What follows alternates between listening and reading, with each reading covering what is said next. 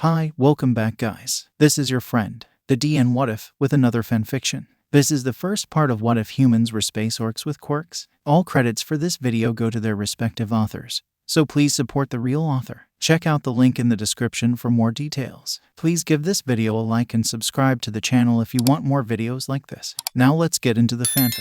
Hijacking looked terrible. It was their third day imprisoned aboard the overhaul, and his Hijacking had already started to lose the vibrancy of his pigment. His face, which usually boasted a bright yellow hue, had begun to pale and turn slightly green. Shota's worry intensified with every cycle they brought inedible food for his husband, and with every cycle they were unable to escape. Shota had initially been calm in the face of the capture, but that was before the realization set in that the Epersip race was carnivorous, and they would not carry rations for herbivore prisoners. It had been nearly 4 cycles since Hijacking had had any type of food, and he knew that his species could last 10 cycles at most without food. So, to put it mildly, Shota was worried that he would watch the most important thing in his life starve slowly in front of him. But Shota wasn't an amateur, he had a plan. He refused to watch Hijacking die inside a Epersip cell in the middle of Sector 43. They had made a pact when they were kits that the only way they would die is of old age holding hands and together until the end of their time. So, he watched the guards, noticed their movement patterns. He noted that the guardsmen with the hard outer shells, an armor-like skin, frequented the night shift every other cycle. He noted that the avian-like species, thin and he assumed brittle, guarded in the day near the end of the light cycle. The avian species no doubt had heightened senses, so they would be easy to take down but could quickly alert others to their escape. He had to also factor in that he couldn't rely on Hijacking for combat support. By the time they had an opportunity to escape, his husband may very well be on his deathbed, a thought which Shota didn't want to linger on for long. Shota took a moment to breathe, tightening his arm around Hijacking and pulling his husband closer to his chest. A misaligned feather on the nape of his neck dug into Shota's fur, but he didn't mind as long as he could better feel the expansion of Hijacking's chest as he took weak breaths. "We will escape this, my love," he whispered in his native tongue. Hijacking chirped lowly in response. Before Hijacking could respond further, heavy footsteps sounded from down the corridor. Shota tensed. Large groups of guards usually meant collection or movement.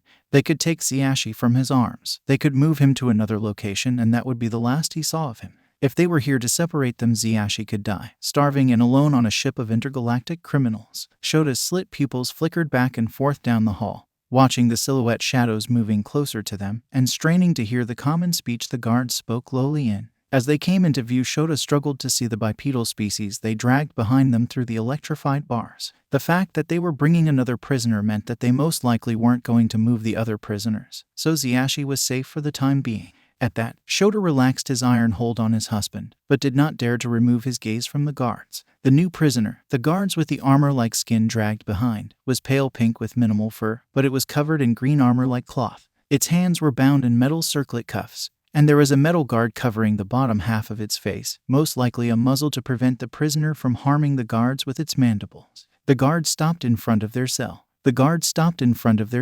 "Rappa, open the door," another guard spoke in common. And the guard, presumably Rappa, dismantled the electrification on the side panel and swung the door open. "No movements," the guard ordered them. Shota tensed but averted his eyes from their captors. Resisting now would be foolish, and even though the door was open and not electrified, there were too many guards to get past. The guards entered the cell with the new prisoner, and Shota's arms which held Hijacking tightened once more, but the guards did not approach them, but deposited the new prisoner in the opposite corner of the cell. One guard kept their blaster pointed at the two of them, but the 4 others not in the cell pointed their blasters at the unconscious prisoner. Curious, the guards quickly left the cell, almost skittish, as if they were scared of the new prisoner. Shota couldn't determine whether or not that boded well for them. Shota studied the creature more in depth, but he couldn't recognize the species right away. The cloth armor and the muzzle hid many of the creature's traits. When Shota finally did recognize the species, he finally understood why the guards had been rightfully terrified. A Terran. A twice-damned Terran. They were going to die here. Shota felt like crying. From what he'd heard about Terrans, they were horrifically aggressive. Their entire race had special traits unique to each individual which defied all laws of physics, bordering on metaphysical powers. Each interaction the Intergalactic Federation fielded had ended with a loss of communication and being unable to recover the scientists and ambassadors' bodies. Every mission to retrieve them afterwards had ended in immense bloodshed and news of experimentation and torture. With the understanding of the Terran civilization having well-developed weaponry and immunity to most of the common forms of intergalactic weaponry, and being extremely territorial, all missions to Terra ceased and all access to it was blacklisted. And now, there was a Terran in front of him, when he knew that they hadn't yet developed the technology to warp or leave their planet at great distances. Sector 43 wasn't anywhere near Terra. It should have been impossible. But they're the Terran laid, who could probably tear them limb from limb without the aid of their metaphysical adaptation. This confirmed Shota's hypothesis that their lives would end here. Ziyashi's weak voice broke through Shota's terror with "Who is our new friend?" Somehow the humor hadn't left his voice, and Shota both loved and envied him for that. "It's a Terran," he eventually bit out, the words tasting like ash in his mouth. Ziyashi's breath caught and the other man leaned his head back against Shota's chest. The extremely territorial race of Terrans that possess seemingly metaphysical abilities. "Got it in one," Shota replied dryly. "Oh," Ziyashi breathed despondently. "Oh." They sat there quietly for a few more moments, Ziyashi struggling to breathe normally under the crushing pressure of the Terran presence in their cell. Shota was not far behind him in the ceaseless panic which rumbled under his skin. Shota took a deep breath and tried to think. The Terran has a muzzle on, and they are restrained. I doubt they will be able to harm us. If we do not approach it or make much noise, they may not see us as prey or an aggressor. Shota reasoned. "I think there's a reason they placed it in here, Sho." Ziyashi whispered back. "We have nothing to offer them by keeping us, and the only reason they haven't thrown us out of the airlock is because we're live meat. We're the meal, aren't we?" "We don't know that." Shota's voice could cut steel. From what they saw, the Terrans didn't eat the remains of the captured prisoners. They had developed living spaces and were a Tier 4 society. They may not condone the consumption of higher life forms. When you're as hungry as I am, my love, everything becomes a lower life form. Shota swallowed. "Get some rest and conserve your strength, Ziyashi." Ziyashi sighed and closed his eyes. Shota was struck by the notion that he may not open them. The Terran stirred around halfway through the same light cycle. Ziyashi was still asleep in his arms. Shota would be weighed down and unable to properly defend them if the Terran decided to attack right away. Then again, if the Terran decided it wanted to harm them, they wouldn't be able to fight back anyway. Shota kept as still biologically possible, barely breathing. The Terran sat up, slowly. It seemed disoriented. Shota couldn't blame ... it. Him, her, them. Shota didn't know how Terrans classified gender. They turned their head in rapid circles back and forth across the small cell. Then their eyes locked onto him and Ziyashi, and Shota stopped breathing completely. Then the Terran's eyes slid off them and towards the electrified bars, seemingly dismissive. Shota's pulse sounded like a drum in his throat, and he slumped. It seemed like the Terran wasn't going to be immediately aggressive. The Terran stood shakily on their hind legs, unable to reliably use their front limbs for support due to the binding. Their body made low cracking noises from the movement, and they let out a low grunt sound muffled by the muzzle. Then they seemed to notice the muzzle and shook their head, growling low. The metal faceplate did not shake off. Shota's eyes did not once leave their form, eyes tracking, assessing. Would they be aggressive because of the muzzle? Would their bindings harm them? He didn't know, and he couldn't decide whether or not it would be in their best interests to help them free. On one end, the Terran could restrain from attacking them due to the aid given, maybe even help them escape. However, once free from the restraints, the Terran could also more easily kill them. Would the Terran even need their forelimbs to kill them? Shota didn't want to find out. He watched as the Terran approached the electrified bars and grew concerned. Did they know that they were electrified? The Terran leaned forward to poke their head through the bars, and Shota damned himself by yelling. No, they hurt. He didn't know if the Terran knew any common, but with the noise the other did stop and stare back at Shota. His eyes bore into Shota's skull, intense green eyes, large round pupils. Shota was distinctly reminded that more predator species have front-facing eyes, and then they were gone and facing towards the cell bars once more. But the Terran was staring at the bars now, and assessed the faint buzz that flowed through them, the current which permeated through the air like the change in pressure before a storm. And then once more, the Terran leaned forward through the bars. Shota nearly shouted again, but before he could, the Terran's face touched the bars. The Terran looked left, then right, then pulled their head back through the slot, completely unharmed. Intergalactic Horrors number 18. Terrans. This species is the dominant species of Terra, a planet with a harsh, unforgiving climate. Perfect for these harsh, unforgiving creatures. The most important fact to glean from this article is that many electricity-based attacks, a choice of weapon for most, is completely ineffectual on Terrans. If you see one, don't try to tase it. Just run. Great. Not only was Shota's interference completely unneeded, but he had needlessly drawn attention to himself. The Terran turned back around, content in its assessment of their surroundings, and stared directly at Shota once more, head tilted to the side. At that moment, Shota thought three things. 1. If they failed to act as food for the Terran, probably the only purpose they were alive, then they would no doubt be killed soon. 2. If Ziyashi didn't escape soon, he would die. Shota did not wish to exist in a world without Ziyashi beside him, so he would no doubt die soon after anyway. 3. The Terran may be able to communicate if they remove the muzzle, and they could possibly form a partnership to escape together if communication was an option. Shota steeled his spine and slid Xiashi away from his chest. Xiashi twisted in his sleep but did not wake. The Terran's eyes never left him the whole while. He slowly, but firmly strided towards the human on all four limbs and sat as non-threateningly as he could in front of them. The Terran, slowly, also sat in front of him. They were in reach of each other where they sat. The Terran, if they had the use of their front limbs, could lean forward and touch him. "Do you speak common?" Shota asked, as clear as he could pronounce. The Terran's head tilted to the side. Was that a threat display? A signal of understanding? Shota gritted his teeth. "Close your eyes if you understand me," Shota said. The green eyes, large pupils, front-facing predator's eyes. They remained open. Shota internally sighed. Then Shota raised one paw, slowly, towards his face, gesturing towards his maw. The Terran tilted their head to the other side. Shota then pointed toward the muzzle and moved his hand, paw upwards, toward them. The Terran eyed the hand, then his eyes slid up to his, then back to the hand. Then the Terran leaned forward, head within reach.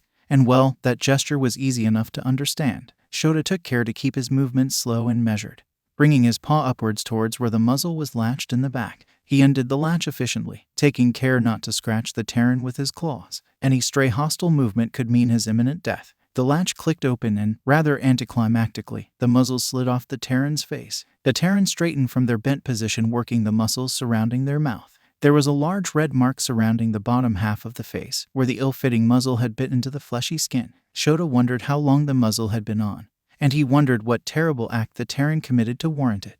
Though, mostly, Shota wondered how big of a mistake he had just made. The Terran made eye contact once more. So much eye contact was that a Terran threat sign. And then, the Terran bared their teeth at Shota. Fuck. Isaku had been in space for 2 months. At least, he thought it was 2 months. He could tell the movements of light and dim light on the ship he was captured on was different from Earth's orbit. He estimated that there was around a 6-hour difference, but he couldn't be sure. He tried to instead estimate the days by when he was tired and when he woke up. He knew that the body would maintain a natural 24-25-hour circadian rhythm. However, he wasn't sure how different light cycle intervals would interfere with the natural sleep pattern, so his count of the time which had passed could be off by several days. Not to mention, there were many times in that span of 2 months where he had been drugged to unconsciousness. So, 2 months. He missed his mom's birthday. The real kicker was that he'd been kidnapped by Shigaraki a week before. He'd been held by the League for a week, bound in quirk restraining cuffs and tortured. He'd finally escaped. Dabai had fallen asleep while on watch and he'd been able to get out of the ropes,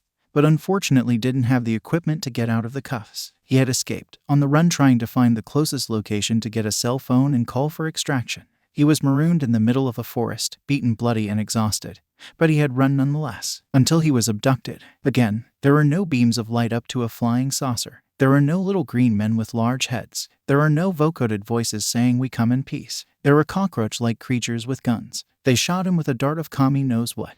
And then he woke up again on their departure, feeling the immense force of gravity pressing on him like his skin had become molten lead. For 2 months he had been in the small cubby cell. It was a padded white room, like a mental facility. Everywhere he looked there was white. The ceiling, the walls, the floor, all white. He wasn't even certain which side of the cell was the entrance. The cell was barely big enough to lay down curled up, something Isaku silently thanked, because sure he'd been abducted twice, but at least he didn't have to stand up for 2 months. Food had come in through the slot in the ceiling, or was it a door? Isaku wasn't sure, because the gravity was artificial, so technically any direction and no direction was up. Whatever food they did give him definitely wasn't enough. At the peak of his training he would consume upwards of 5,000 calories in a day. Isaku could feel his muscles atrophy, especially his biceps and his forearms from where they remained bound behind his back. If he ever was released from the cuffs, Isaku wasn't sure he'd be able to move his arms from how long they had remained in that position. It was all Isaku could do to roll his shoulders and tense his different muscle groups, trying to relieve the ache. Isaku wasn't certain that he'd be able to use the strength enhancement facite of One for All if he was ever released, with how long he'd gone without doing even a squat.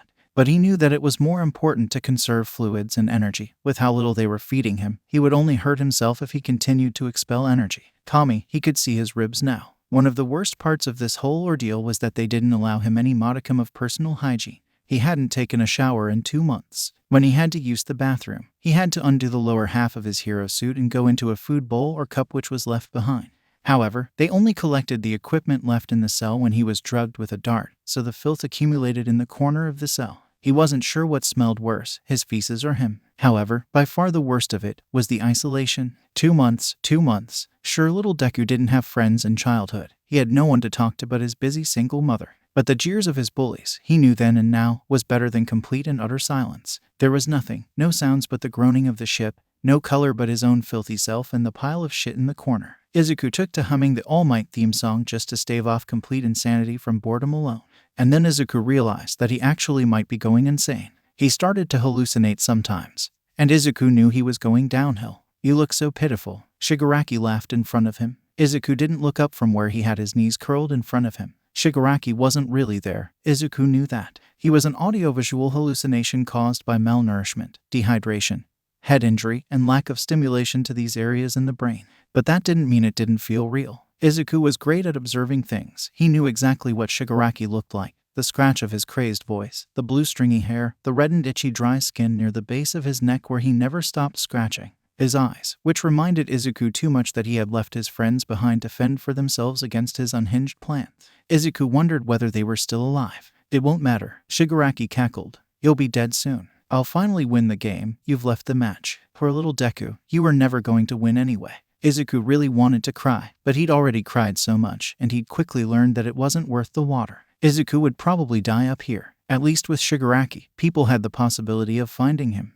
No one was going to come rescue him from space. He was completely and utterly alone. Then the hatch opened on the ceiling. Turns out it was a door, and everything went dark. The first thing that he had noticed was the sheer noise. The cacophony of sounds jolted him from his drugged sleep and assaulted his senses. After months locked in a room where he could hear his heartbeat, his ears rang with the intensity. Before he even dared to open his eyes, he did a mental catalog of himself. His arms still ached, but that at least meant that he still had arms, and they were still painfully bound behind his back. His face was pressed to cool metal, a sensation which was so different from the padded cloth that he was accustomed to. The hard surface made his jaw ache, but he savored the cool sensation on his hot cheek. His legs were still free, but when he adjusted his foot, it hit a wall. Finally, after opening his eyes, he wished that he had never opened them. He was in a metal cage, small, so small he wouldn't even be able to stand up. Surrounding him were what had to be hundreds of other cages, and hundreds of other species trapped in those cages. So, trafficking wasn't a uniquely human activity, then.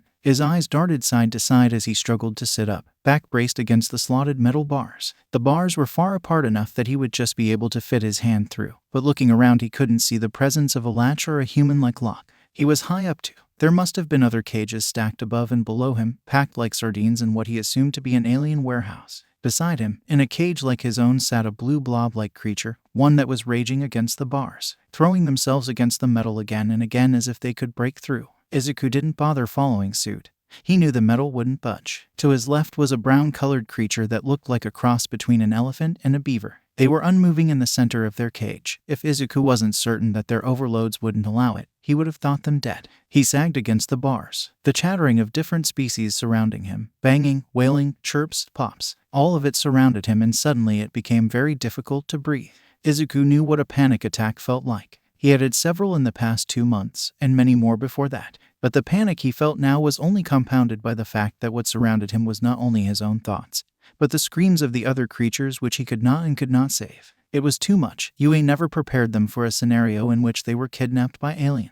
Yue didn't even prepare them to do their taxes. But despite his panic, his agony of being so close to a dream and having it ripped away in the cruelest of ways, Isaku did not scream, did not cry. Instead, he sat slumped in his cage and closed his eyes, hoping that despite the noise he would just go back to sleep. These were people surrounding him. People should have to be subject to the horrors they were experiencing. He was going to be a hero, whether or not he was in space or otherwise. Did the blue creature next to him have higher thought? Did they feel every blow as they smashed into the bars? The sheer cruelty of the situation felt like an actual blow inside of him. If Isaku had his quirk right now, he would have reaped destruction across this place. If he had his quirk, he would have ripped his captors to shreds and freed all of the fellow prisoners. If he had his quirk, but he didn't. Isaku felt the same as he did when he was 14, completely and utterly powerless. Isaku hadn't been fed in several days. They hadn't been given water either. Thankfully, the sky opened up on the second day he was there, and he strained to drink the water which flowed down from the bars of the cage. He tried not to think about how dirty the water was, flowing down the stacks from several cages until it flowed down to him.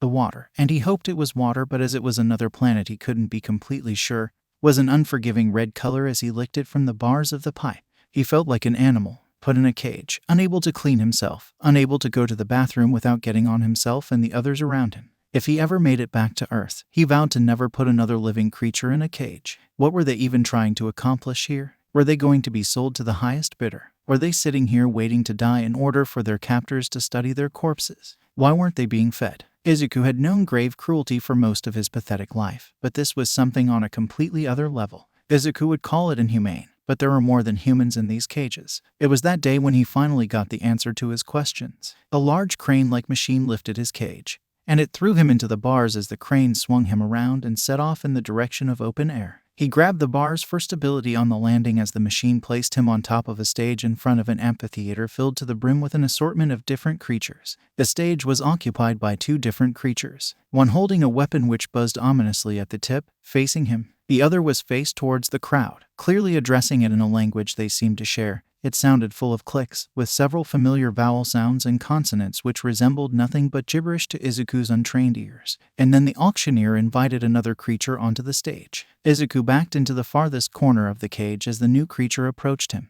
It was ugly, and looked like a menacing tower of meat which Isaku had no intention of interacting with. Was this his new owner? No, not good. The monster that resembled a Namu way too much for Izuku's comfort reached its arm into the cage. Izuku, who had been steadily accumulating anger throughout the past 2 months, finally got the opportunity to hurt the people that had harmed him. He lunged, fast as his atrophied muscles would allow, and clamped his unwashed teeth onto the alien's limb. He tasted bitter liquid, felt the crunch beneath his teeth, heard the cry of pain, and felt satisfaction settle in his bones. He knew that he wouldn't be able to escape, and nothing would come of his belligerence, but he would rather die than take this shit sitting down. He finally let the seasoned All Might smile cover his face, because he was here. He was more than a victim, he refused to be. And if someone wanted to buy him, then he would take hands. The yellow blood dripped savagely off his teeth. He bared them in a snarl more than a smile while the alien ripped their hand out of the cage, a mouth-sized hole bitten clean into their arm. Izuku spit the bitter blood collected in his mouth back through the bars onto the other creature.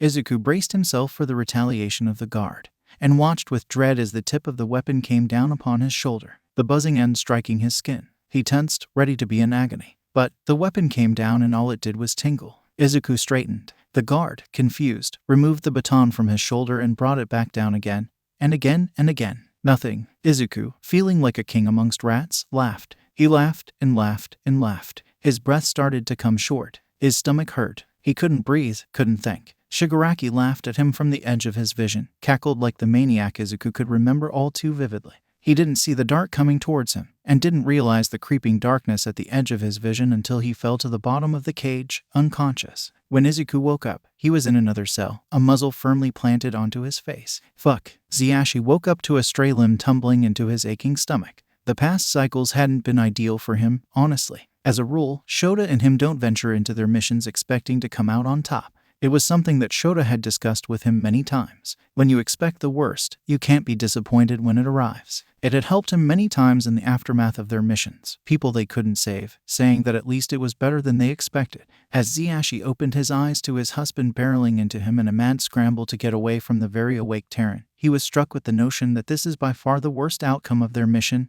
Therefore he was allowed to be disappointed. He yelped as Shota lost his balance and crashed into him, tumbling on top of him and crushing him under Shota's massive weight. Pain blossomed in his abdomen, but he fought the instinct to get away from Shota, as that would only make the tangle of their limbs worse. Instead, Ziyashii looked to the source of Shota's panic, the Terran. In the time he had been asleep, the Terran had removed their muzzle, which may have been the reason Shota had been so eager to get away from him. The Terran watched Shota's retreat with a tilted head and said something in a language neither Shota or him spoke. It didn't seem too aggressive. It did not approach, just swayed slightly in place and looked upon Shota and him with an expression Ziyashii hadn't learned to read. Shota, more carefully, removed himself from where he had landed on top of Ziyashii. He remorsefully stroked a paw down his side and pulled Ziyashii back to his rightful place by his side. Shota hovered defensively over Ziyashii and made a low crooning noise back to the Terran. The Terran flicked their eyes back and forth between Ziyashii and Shota, then to the muzzle on the ground. Then to Ziyashi's great surprise, the Terran turned their back to them and slid down the wall to take a seat once more on the cool metal floor. Him and Shota exchanged surprised glances. Faced with an intergalactic cryptid, they did nothing but sit and stare. Was this a Terran threat?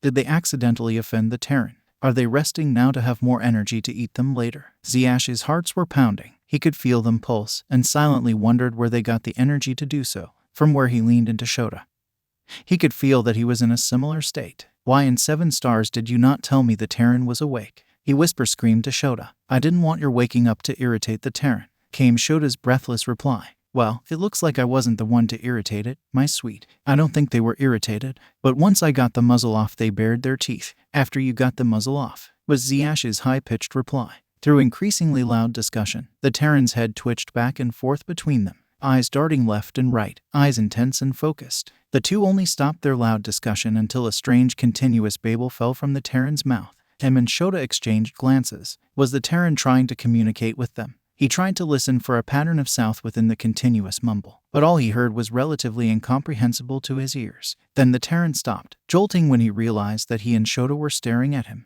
Their eyes bore into them, but he did not avert his eyes, too drawn in to break the connection. When the Terran tilted their head, gaze roaming up and down their forms, studying them, Ziyashi was not struck with the feeling of a predator sizing up its prey. It felt like innocent curiosity, like a kid seeing a praxtal for the first time and not wanting to miss a single second of their bioluminescence. Ziyashi, like something possessed him to do so, began to crawl forward. He was still burrowed into Shota's body, so as he moved forward, Shota's hand moved forward to clutch his wing. Ziyashi sent a determined glance backward, and Shota let go, surprised. He didn't have much energy, but he was able enough to crawl. He knew that if he ever tried to fly like this, he would fall straight from the sky. As he crawled forward, the Terran rose to fall on their hind legs, not quite standing and not quite sitting. Ziyashi briefly wondered if this position was easier to attack in. Then he was sitting in front of the Terran. He did not move to approach closer, and the Terran made no motion of attacking. He took the opportunity to study the Terran closer, knowing this may be his only chance to see a Terran in his lifetime, especially if he failed to escape from here. The Terran was strange. They were a pale dark pink, but their body was nearly fully clothed in the strange armor fabric. Their hair fell into clumps atop their head. They looked oily and filthy. Actually, the Terran as a whole looked filthy. Ziyashi could see the color. The cloth was supposed to be close to the Terran's feet, but instead it was a rusty brown.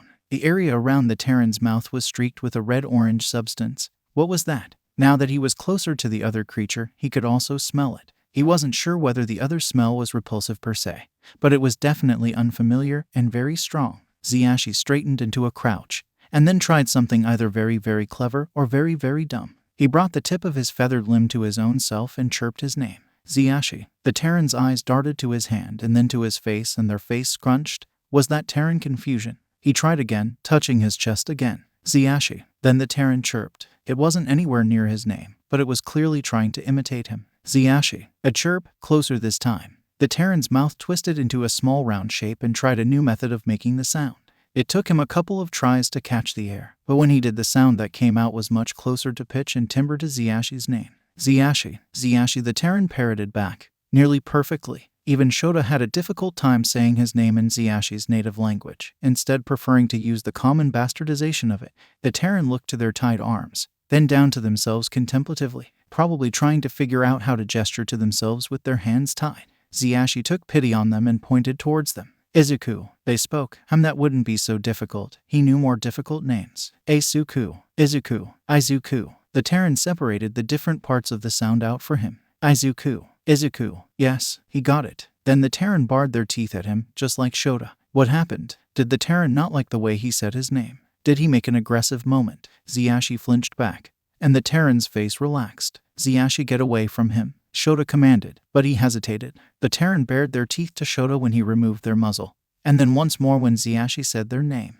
Rationally, neither of these things should cause a threat response, and neither he or Shota understood Terran expression. Maybe ... The baring of the teeth was an expression of gratitude, enjoyment. It's okay, Shota, I don't think Izuku wants to hurt us. He shot back at Shota, eyes still on Izuku. The Terran revealed its teeth once more, but bit its own lip instead. Ziyashi. Izuku parroted back. He looked like he wanted to say a million things but didn't have the words. Ziyashi knew that feeling, and knew it at that moment as well. So he continued and pointed at Shota behind him. Shota, Shota, Isaku repeated back perfectly. Ziyashi trilled with excitement. If they could say Shota's name that easily, then they probably wouldn't struggle too much with common, unlike Ziyashi's native language, which was comprised wholly of whistle tones. He could feel Shota approach behind them, clearly intrigued with Ziyashi's progress. You want to teach them common? Shota ventured a guess. Isashi trilled an affirmative. If we're going to get out of here, don't you think it'll be better if we have a new teammate? Ziyashi proposed. Teammate? Shota echoed, equal part exasperated and agreeing. Teammate, the Terran cut in, sounding out the word and pronouncing in a very strange but not entirely disagreeable accent. See, he chirped. The Terran agrees. Shota just sighed. It was near the end of the next cycle that the guards brought food. The previous day had worn him out, and without anything in his system his legs had given out on holding his weight. He had collapsed while teaching Isaku new words. Isaku, who soaked up the sounds like a sponge and found creative ways to ask things without the use of his arms, which the pair of them had been unable to free from the cuffs. When he collapsed, Isaku showed a paramount level of compassion, hovering over him and saying, Okay, Xiashi okay. Shota, Xiashi okay. Shota answered with a hesitant voice, one that filled Xiashi's heart with pain. He's starving. Starving? Isaku asked, not yet knowing the meaning of the word. Xiashi is a herbivore. They haven't been bringing him food. Isaku tilted his head, confused. Shota struggled to put it into words the Terran could understand. He wants food. Then the Terran nodded, an incomprehensible look overcoming their face. Isaku's starving too, he said after a moment of silence. Xiashi didn't want to think about the fact that he was in a cell with a starving Terran. Xiashi was surprised at the fact that they brought the Terran food. He had fully expected the guards starve the Terran into eating them. After all, they had no qualms about starving sentient creatures. But at the end of that cycle, a very nervous-looking guard strided up to the cell and opened the meal slot to slide a tray inside. And on the tray sat a slab of raw red Zippon meat, a container of fluid, and a big, red juicy dren fruit. Xiashi had gone so many days without eating that it was hard to move too often, and he felt that deep pang of hunger with every breath he took. Looking at the fruit now, he felt like crying with the relief that he might not die here. Then Isaku leaned towards the plate of food and his aching stomach rumbled defensively. Isaku, he protested weakly. Maybe he could get the Terran to share. Looking at the plate now, he realized that the plate held the portions for only one person, meaning that they did mean to starve them after all, and the food was meant for Isaku alone.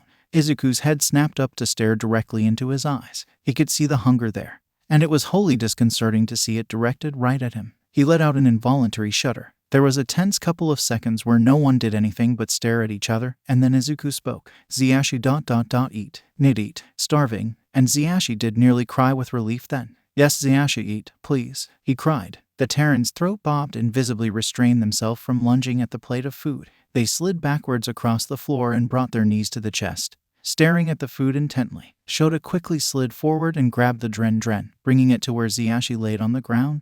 Dazed, Shota brought the dren to his mouth, and Xiashi took great care to dig his beak into it and not let a single drop of the wondrous juice escape. He wished that he could describe the feeling of the taste of the fruit in the way he devoured it, but all expressions would start with like a starving man. When Shota removed his paw from out of Xiashi's face, all that remained was the small pit of the fruit. To Xiashi it wasn't near enough. Hunger still crawled inside him like a bug digging their spindly legs into his stomach. However, it was a start. Maybe eventually Xiashi would feel like he wasn't dying. They looked back to the human, still staring at the meat on the plate longingly. Xiashi knew that comparatively, Shota had been eating well for the days of them being marooned in the cell. Shota would have to be hungry, having nowhere near the amount of food that he should be eating, but he wasn't starving. Shota moved forward and slid the plate of food closer to Isaku. The Terran devoured it. Their arms were still bound behind their back, so they didn't have the ability to grip the meat. They made up for this with sheer tenacity of will, attacking the meat and ripping it to shreds with bare teeth that Xiashi faintly noted weren't even that pointed, mostly blunt teeth having more strength than Shota's very sharp ones. He wondered how much more it hurt to be ripped open by blunt teeth. The sight slightly unsettled him, but he could intimately understand that amount of hunger. When Isaku finished the meat, he braced himself against the wall and slid down the wall with his head in his knees. More of the red substance that had coated his mouth previously had accumulated around his lips. Xiashi had no issue in believing that it was blood. Shota no eat, Isaku said from behind his knees. Isaku eat, Shota no eat. Isaku said ... don't no word. Shota tensed beside him. Don't worry about it, Isaku. The word is sorry. Shota replied softly. Isaku hummed and visibly tried to decipher the words. Isaku sorry. Don't be. There were a few moments of silence. Shota, teach more word, Isaku asked, lifting his head from his knees. Shota's hand stroked soothingly over Xiashi's chest, taking a moment to contemplate before sighing and saying, the correct way to say that is Shota, can you teach me more words? And the answer to that is yes. Xiashi watched Isaku as he struggled to sort through what Shota said, mouthing the words and then muttering the equivalent in their native language. Shota, can you teach me word ... of? Word of people. Isaku struggled to phrase it with his very limited vocabulary. It's Shota, can you teach me the word for? Shota corrected. And what do you mean by people? Isaku repeated the phrase a couple of times. then in their native language before replying to Shota. People ... him. Isaku tilted his head. For Xyashi and Shota, the name of our relationship. Shota put his two paws near each other to signify closeness, and Isaku nodded his head, what they learned to be a Terran sign for yes. Our relationship, Shota enunciated clearly, is married. Xyashi is my husband and I love him very much. Xyashi trilled as Shota stroked his chest again. Isaku parsed through the words, trying to sort through their meaning, muttering below his breath as he repeated the words husband and love under his breath multiple times until his mouth made the right clicking noises for the more difficult syllables. Shota, can you teach me the word for ... me? And Xyashi? Isaku asked. Shota contemplated that for a moment before replying with a hesitant, friends, he enunciated slowly. Friends have small love. Friends, Isaku repeated. Small love, married have big love. Xyashi replied this time with a whisper. Exactly, Isaku. Good job. Shota hummed beside him. I want ... don't know the word. We're friends, Isaku said softly. You want to go back to where your friends are? Shota asked. Where friends are? Isaku confirmed. Home. You want to go home? Shota muttered. Home, Isaku repeated, flipping the word around his tongue, tasting it. Home. Xyashi closed his eyes, because if he didn't, he would cry. Me too, Ket, me too. It was 4 cycles later that the guards came to collect Isaku. The past couple of days had proved strange for Shota, but strangely better. For one, he no longer felt the crushing pressure of Xyashi's imminent death. The guards, actually wanting to keep the Terran alive, had provided Isaku, and by proxy them, with a steady stream of food. A nervous guard would slide the same meal through the metal slot twice a cycle now. Isaku always immediately shoved the tray towards them to have their fill before taking the remaining bits of fruit and meat left behind. As they taught Isaku more words, the situation they were in became more apparent. Isaku told them that he had been taken from Terra and traveled for a very long time. Though as Isaku had a difficult time understanding their system of numbers with their limited resources, Shota wasn't sure how long very long was. They had also learned, through a very long and frustrating conversation of Isaku trying to understand what they were asking, and then trying to understand how to respond in the newly learned words, that Isaku and other humans did in fact have a sort of metaphysical powers. However, when they asked what exactly their power was, they gestured to the cuffs and said it stopped. Shota had been unimpressed to say the least. But Xyashi had been recovering with the new introduction of fruit, which while it wouldn't work out in the long run, was good enough to sustain them. Isaku had also said that their current captors had fed them more than the Terran's previous captors, which was extremely worrying given the amount of food they received. But the amount of organization they saw in Izuku's description of his journey, the large amount of species in cages, the auction, it told a story about a degree of criminality that would be much too large to be handled by the Intergalactic Federation, much less by Shota and Xyashi's small tracker agency. It worried Shota to no end. And then when the guards marched up to the door, drenched in armor and gripping their useless electric batons, it worried Shota even more. Isaku glanced at them when the guards barked out a get-up Terran, and Shota took great care to shake his head pointedly in the Terran sign for no. Fighting now would put them at a disadvantage by having restrictions tightened around them. They could very well take away their food as punishment. Being on their best behavior was key to being put in a more defensible position. They had to wait for the right opportunity to strike. Isaku rose to feet with an air of grace that shouldn't have fit on a creature trafficked, filthy, and locked in a cell. But he rose, set his shoulders and stared the trembling guard directly in their darkened eyes. The guard looked away first. They opened the doors and pointed their stun guns at all 3 of them, daring them to make a move. Shota gripped Xyashi's arm in warning, but otherwise they averted their eyes and made out to be model prisoners, pliant and submissive. Isaku turned his back on the guards slowly and held his bound arms out to the guards, as if to say, come and take me. What the heck are you waiting for? The guards didn't move towards the Terran until the commander barked out a forced rap. Hanjo, and 2 of the 6 guards moved forward to bodily restrain them. Isaku did not resist, and followed wherever the 2 roughly tugged them. The metal door closed with a foreboding clang, and Shota thought very hard about the fact that Isaku may never return, and exactly how he felt about that. The guards pulled Isaku down the hall and out of their sight, and Shota sagged against the wall. In the small time that Isaku had been with them, only 6 cycles, they had come to reevaluate their opinions on Terrans. At first, they were rightfully terrified. Xyashi and him had grown up hearing horror stories about Terrans. People had called the race savages, and Xyashi had a cousin who had been killed on Terra after being captured. However, Shota had come to realize that the actions of Terra as a whole didn't mean Isaku. Isaku had been unreasonably calm and courteous in the face of being trafficked and removed from their home. Isaku had revealed that before he was abducted, he didn't even know that life on other planets existed. Shota didn't know how this was possible given the sheer amount of bodies that had disappeared on their missions to Terra. And now Shota was attached. He was officially attached ever since he had learned that Isaku wasn't even mature. He was a kid, alone, in space. We're going to get out of here. We're all going to get out of here, Shota promised Xyashi, who only gave him a look. And, well, Shota knew, saying that meant nothing. Not when he had been saying it every day and it had yet to come true. Well, Shota dear, when you expect the worst, you won't be disappointed, Xyashi responded. Upturning his nose at him, Shota growled under his breath, the little shit. Fuck what I said, Xyashi. I'm full of shit most of the time anyway. Well, you said it, not me. Hey, Shota growled, pacing the floor in front of the bars, from where he had watched the guards march Isaku away. Don't do that, Xyashi. I know this is rough. That's an understatement, Xyashi mumbled from where he laid propped up against the wall. But we need to come up with an actual plan. No more we're gonna get out of here, I promise. Shota stepped closer to him, and he stubbornly looked away. We need to work together. I know you're tired and hungry ... and ready to think the worst. Xyashi glared at him. I sense a but coming. That's the thing we do. I think the worst and try to figure a way out despite it. And you give me all the things we do have. You ... give me hope. Shota huffed and sat back down in front of bars, unable to watch Xyashi be pessimistic. It was unnerving. I need your brand of optimism right now, because I can't think of a single way out. Xyashi was quiet behind him.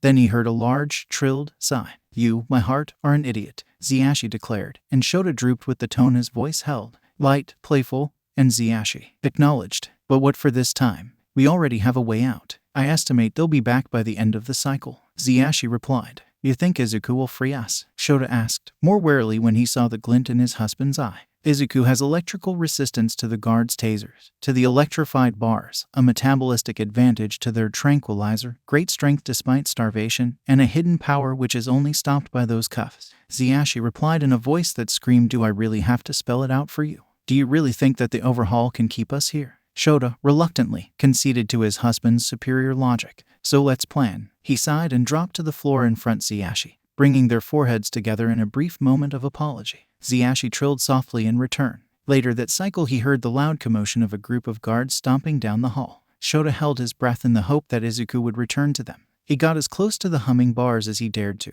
watching for any sign of green among a thrall of brown. Then they finally stopped in front of the doors, and they held Izuku's arms behind his back. The guns, the bars opening, the barks of orders, all the same. Except when the guards left the cell, the guns and the tasers pulled away and the door shut with a deafening clang. The Terran relaxed their rigid stance and, staring directly into Shota's eyes, removed their arms from their back. They rotated their shoulders, then slowly brought their hand up in a slow movement and waved it back and forth in front of them. Hello, they said, teeth bared once more. Isaku wanted to know what deity he had pissed off to get stuck in space jail. Really, he thought that he wasn't that bad of a guy. He was training to be a hero, to help people, who decided that wanting to help people and being the ultimate good Samaritan warranted this degree of punishment. Starvation, check. Imprisonment, check. Shitty guards, double check. Isaku wished he were Kaken sometimes. Kaken was so amazing. He would have yelled die, and killed all the aliens that kidnapped him if they were even able to get that far. Then he would have stolen their ship and taken it for a joyride around the solar system. Isaku wasn't Kaken, though. Maybe that was why he was being punished. Even with one for all running through his veins, he would always be weaker, always be behind, never strong enough to protect them. He remembers reaching for Kaken as he was pulled through Kurogiri's warp portal and thinks, yeah, that checks out. Kaken, like him, had gotten himself kidnapped by the League. Kaken almost got himself out in less than 2 days. Isaku failed to beat his record. Maybe Isaku can survive this, return to Earth and finally say I am here. Finally measure up, stay alive and stand equal. However great of a thought. This was much easier in theory than in practice. He would have to figure out what the aliens wanted from him, figure out how to escape them using this knowledge to his advantage, know how to pilot a spacecraft and how to navigate it back to Earth. None of these things were something he could do while stuck in a cage with his hands tied behind his back and malnourished. So, he needed help. Kaken wouldn't have needed help, his mind said helpfully. Shut up, he said back. At least he wasn't hallucinating anymore. He wondered what had caused that. The tranquilizers they shot him with to keep him docile. The isolation, the lack of sensory input. Isaku didn't know, but he hadn't seen Shigaraki in the corner of his eye since he had been put on auction, and he counted the small blessings that life gave him. Maybe it was the aliens that kept the hallucinations at bay. He was put into a cell with 2 others, the one that got the muzzle off his face, his name a shushing sound with weird clicks, and the one that looked like a humanoid yellow bird, whose name was a literal whistle. He named them Eraserhead and present Mike in his head for his own sake. Eraserhead had a semi-transparent wrapping around his neck that reminded Isaku of Aizawa Sensei's capture weapon. Present Mike had a loud, powerful screech, and well, enough said. Not to mention that Isaku had heard Aizawa-sensei refer to Yamada-sensei as an overgrown cockatoo when he thought no one was listening. Isaku wondered if he would ever see them again, and if he could tell them that they have cool space versions. Shota, can you teach me the word for person that teach? Isaku asked in the alien's language. He racked his brain to even remember the word for person. What he would do to be able to write any of this down. It was worse than learning English, because at least in English class they could keep notes. All the notes that Isaku had were in his brain. And his brain didn't want to translate the weird little clicks and whistles into words. The correct way to say that is, Okami. Isaku was tired of hearing that phrase. Shota, can you teach me the word for a person who teaches? Eraserhead replied. Aizawa-sensei would have liked ... him. Them. Alien Eraserhead liked torturing Isaku almost as much as Aizawa-sensei did. Isaku felt so homesick. And the word for that is, Isaku strained to decipher the word. It was strange, like a KKT sound followed by a click, then a humming noise that was reminiscent of MMM but with variable pitch and a shallower intonation. He tried it around his mouth, sounded it out slowly, and found that his mouth didn't like to transition from the clicking noise to the MMM as quickly as he would like. Not to mention that the word for teacher was completely different from teach. This language was built to kill him. Not space, not starvation, not getting beaten, chained, or eaten. Having to learn an entire new language in this short of a time frame would be the culprit to his untimely demise. And well, he might be overdramatic in this sense, but he felt that he was allowed to be at this point given that he was currently in space. Oh god, he didn't know the alien word for reminder. My teacher. I am. No, not what he meant. Shota, can you teach me the word for ... same? Remember to be the same. Eraserhead paused for a moment from where he sat beside Isaku, his claws kneading into the metal floor. His 6 limbs were arranged in various positions around him that looked mildly uncomfortable to Isaku. I do not know what you mean ... You said in a. Isaku scrunched his nose. He hadn't heard that last word yet, but he was pretty sure it meant sentence. He sounded it out quietly, and Eraserhead gave his nod of approval on the pronunciation. You ... make me remember home. Teacher in home, Isaku said slowly. He was pretty sure he kept mixing up the prepositions, but he really didn't care about them. The word is remind. That didn't sound too hard. It was near the word for need with 2 additional clicks. You remind me ... of. By teacher in home. At home. Gosh, he knew he messed up the preposition. Eraserhead was silent for a moment before responding, the reply resonating through his bulbous purple maw. How are we the same? How do I remind you of him? Isaku understood the first part, but he had trouble deciphering the meaning of the second. He responded anyway. Teacher is Aizawa-sensei. Your friend ... or a friend? Scary and nice. Isaku nearly smiled at Eraserhead before he remembered that his show of teeth had scared them before. Alien Present Mike gave a high-pitched chirp in front of them, an action Isaku had come to know as something like a laugh. Don't you think that describes you well, Shota? Scary and nice. Present Mike chirped again, causing Eraserhead to growl next to him. It was an action that put Isaku on edge, but he knew rationally that Eraserhead would not harm him. Eraserhead said something back to Present Mike which caused him to chirp louder. Isaku hadn't learned them yet, but he had the feeling they were an insult. Isaku loved learning insults in other languages. He repeated Eraserhead's words, sounding them out slowly. The other 2 whipped their heads towards them in shock. Score. They were curse words. Do not repeat that, Eraserhead muttered. Present Mike started to chirp again in front of them. Why? Shota, teaching the kit bad. Isaku had to keep himself grinning. It ... is not for Kit's ears. Isaku repeated the phrase again, slowly enunciating, and he was finally awarded with the knowledge of what long suffering looks like on Eraserhead's face. Why? Say to the guards when we leave. Eraserhead just sighed in response. Chirp. Teach him the Present Mike chimed. Eraserhead growled again, and Isaku thought that maybe, just maybe, he would get home. The guards came back, like they always did. This time it wasn't one guard with a mega plate of food. No, it was a group of 8 guards, cloaked in armor-like skin that looked like a thicker version of an earthbug's exoskeleton. They were brown and yellow, bipedal, and a few centimeters shorter than Isaku. He tried to differentiate between them, but found no visible differences. It looked like his luck had finally run out. He had his small time to recover in peace. Now he was being summoned. Isaku had only been kidnapped twice, but with those 2 times these kinds of things became pretty obvious. A guard in the front brought their baton up towards the cell bars and let the zip of electricity crackle through it threateningly. Isaku watched from his position on the floor, eyeing them. He was pretty sure that, if push came to shove and they kept their pesky tranquilizers away, he could take them. Even more so if he didn't have his hands behind his back. Maybe this was his chance to escape. Maybe he could free himself and the others from the cell. The guard barked a shaky, but still loud "Get up, Terran." Isaku silently thanked the other 2 for their effort in teaching him their language. At least he wouldn't be caught totally unaware. He tense up, his shoulders bunching painfully and straining his biceps from where his arms were still bound behind his back. Maybe if he could get them to enter the cell by pretending to not understand them, they would come in, he could attack them, and then trap them in the cell instead. If they were truly afraid of him, maybe they sent the best to retrieve him, their most powerful. If they were trapped inside the cell, would the ship be defenseless? He was ready to fight them. And then he saw Eraserhead. Eraserhead rarely made eye contact with him. He assumed that it was a rude gesture to them, or maybe a frightening one, so Isaku had stopped. However, Eraserhead was deliberately meeting his eye and shaking his head. They didn't want him to fight. Did they not want to escape? Or did they know something that he didn't? Isaku was new to space. He wasn't going to act until he knew he would be successful. Eraserhead wasn't new to space, and it would be stupid to not heed his warnings. So he took a deep breath, relaxed his shoulders on the exhale, then stood up with as much dignity as he could manage. He looked who he thought to be the leader directly in the eye, unblinking, hoping that it came off as the fuck you gesture that he thought it meant, whatever eye contact meant to them.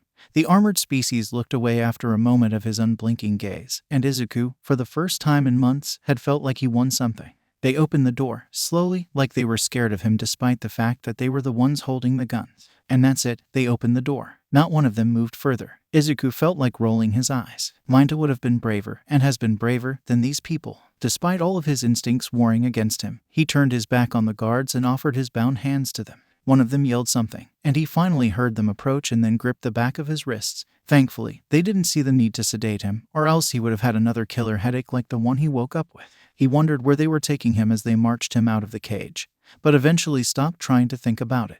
It wouldn't make a difference. He briefly considered asking them, but he doubted they would tell them and he didn't want to make them angry. He would find out soon anyhow. They marched him through a couple hallways. They didn't bother to blind him. Amateurs. He noted the path they took, tried to look around him and note their different rooms without notifying the guards of what he was doing. Most of the floor was silver with copper accents, iron, aluminum, some sort of alloy, probably. Isaku didn't even know if the material would be relevant, but he noted it anyway. He noted that there were several closed rooms, closed by what looked like a latch instead of a knob. Could they be easily opened? Would they have surveillance inside in case of an escape? Were they the personal rooms of the guards? He must have slowed his stride somewhat lost in his thoughts, and the alien behind him jostled his arm roughly, a little aggressive for someone who was too afraid to meet his eye. He suppressed the urge to growl. Finally, they stopped in front of a thin door, which the alien in the front opened quickly and marched them through. The new room was about the size of Izuku's dorm room, circular with white wall and a round pool in the center which held a water-like black liquid. Izuku did not like that at all. The Terran is too, he heard the guard rasp from his left. Will not, him when there is. Put him in. Izuku did not like that at all. The guard pushed him forward, motioning towards the pool, but Izuku straightened like a rod of iron. He knew these guards were weak, and it would take all 8 of them to push him in that pool of dubious black soup. No, he said lowly. The guards all jumped in surprise, but the one behind him recovered and pushed him forward once again to no avail. In, said the guard once more harshly this time. What is in there? He asked, trying his best to pronounce the words cleanly and firmly. The guards looked back and forth between each other. Then the one to his right responded. It will, you. Isaku didn't know that word, and he hoped that the missing word wasn't kill or dissolve. It looked like a pit that would dissolve. Do not know that word, Isaku admitted, and the guards once again looked back and forth amongst themselves. Maybe they weren't expecting the terrifying alien they have in their captivity to ask for a grammar lesson. Were they expecting him to be a wild animal? Thankfully, one of the aliens took a dirty cloth out of a pack positioned on his waist and dipped the yellowish stained cloth into the black pool. The cloth came out blindingly white and completely sterile. Isaku got the gist of what they were trying to say to him, but he wondered exactly how harsh the cleaning fluid in the pool would be to his skin and how little the aliens behind him would care. Will it hurt? He asked, something like trepidation thick inside his throat as he made the appropriate guttural noises and clicks that the language required. No, get in. Now, Isaku understood. They were quickly losing their patience, if they had any to begin with. Isaku fell to his knees by the edge of the pool and tentatively stuck his shoe into the pool. The shoe was caked in dried mud, residual blood, and was more brown than red. The shoe that was removed from the pool looked like he had just pulled it from his costume case. Isaku took a breath, and then fell head first into the pool. It was warm, was his first thought. The warmth immediately tingled against his skin and seeped into his bones like being wrapped in a blanket directly from the dryer after being outside in the cold. Counterintuitively, that immense feeling of comfort put Isaku extremely on edge. It felt like giving up, giving in. It felt like his mother was reaching forward, embracing him and telling him that everything was okay. He was safe now. He shut his eyes as tight as he could, pursed his lips to not let anything inside his mouth. He kicked upwards and hauled himself over the edge of the pool in a maneuver way more difficult without the use of his hands. He felt like crying, like screaming. It was too much, that warmth. It felt sickeningly sweet inside his mind. It felt almost like Shinsu had used his quirk on him and almost rendered him motionless. He had only spent moments in the pool, but when he removed himself from the black water, he was completely and utterly stripped of all dirt, oils, and everything in between. "Get up, Terran," he heard, but his eyes were still closed and he didn't exactly feel like moving. He let out a breath and opened his eyes, hoping that whatever liquid that was didn't burn out his corneas. Thankfully, he seemed to be completely dry. Yeah, whatever, alien magic cleaning water. He would ask Alien Eraserhead and Present Mike if he was taken back to the cell. He got unsteadily to his feet, and another one of the guards quickly grasped his bound hands and pushed him forward out the door. He was still relatively uncoordinated from his little swim, so he stumbled. But thankfully the guard just pushed him forward again and barked out an order that was probably something akin to get a move on, but Isaku was still too out of it to understand. They marched him forward for another few minutes. Were they taking him to the other side of the ship? Izuku's legs had been in relative disuse for a very long time, and he was momentarily depressed by the fact that a less than a 5-minute walk had already worn him out. He would never be able to use one for all in this state, never mind if he got the cuffs off. They stopped at a large, ornate door. It was ringed in gold and had fractal patterns all around it that would look beautiful if he wasn't a kidnapped victim of what he was pretty sure was a space mafia. Now they just looked tacky. The doors opened and the guards slowly walked him inside. The atmosphere felt tense. Why was everyone so tense? Oh no, he was about to meet the boss. This has happened 2/3 of the times that he's been kidnapped. And in every movie he's ever watched. He's even pretty sure that Kaken had met the boss. Izuku very much did not want to meet the boss, pretty please. So they met the boss. The guards behind him marched him up around 3 meters in front of a large, tackily ornate throne. There was no other way to describe it. He was standing in front of a throne. Was this a space thing? Do people normally have thrones? Was this guy a king? Izuku, not wanting to piss off the big guy, kept his eyes to the ground. Getting into a staring contest now would probably get him killed, or at least hurt. He looked at the guy's feet, black boot-like shoes, and golden lace. His clothes were shaped like a silver poncho with intricate designs, the same fractal pattern at the door. Once again, tacky. Terran, the boss alien spoke, voice nearly dry. Izuku knew that he shouldn't judge the tone of an alien species by human standards, but the guy sounded completely monotone and like he hadn't had a glass of water in a couple of days. It was a weird mix, boring and dehydrated, also sorta terrifying. Izuku swallowed and lifted his head, carefully staring at the back wall behind the other's head. "My name is Isaku," he replied evenly, trying desperately to match the monotone voice in its cadence in the hope to not show his fear. "Isaku, then?" The man's voice sounded very disinterested in the fact that he had a name. But perhaps that was because his voice sounded disinterested in everything. He was a large being. His skin was blue-gray, thin in some places and bulbous in others. From where a human mouth would normally lay, a beak-like protrusion nearly 2 feet looked laid instead. The man's 3-fingered hand caressed something to the side of him. It took a moment for Izuku to notice a small shape to the man's side. He was caressing their head, it seemed.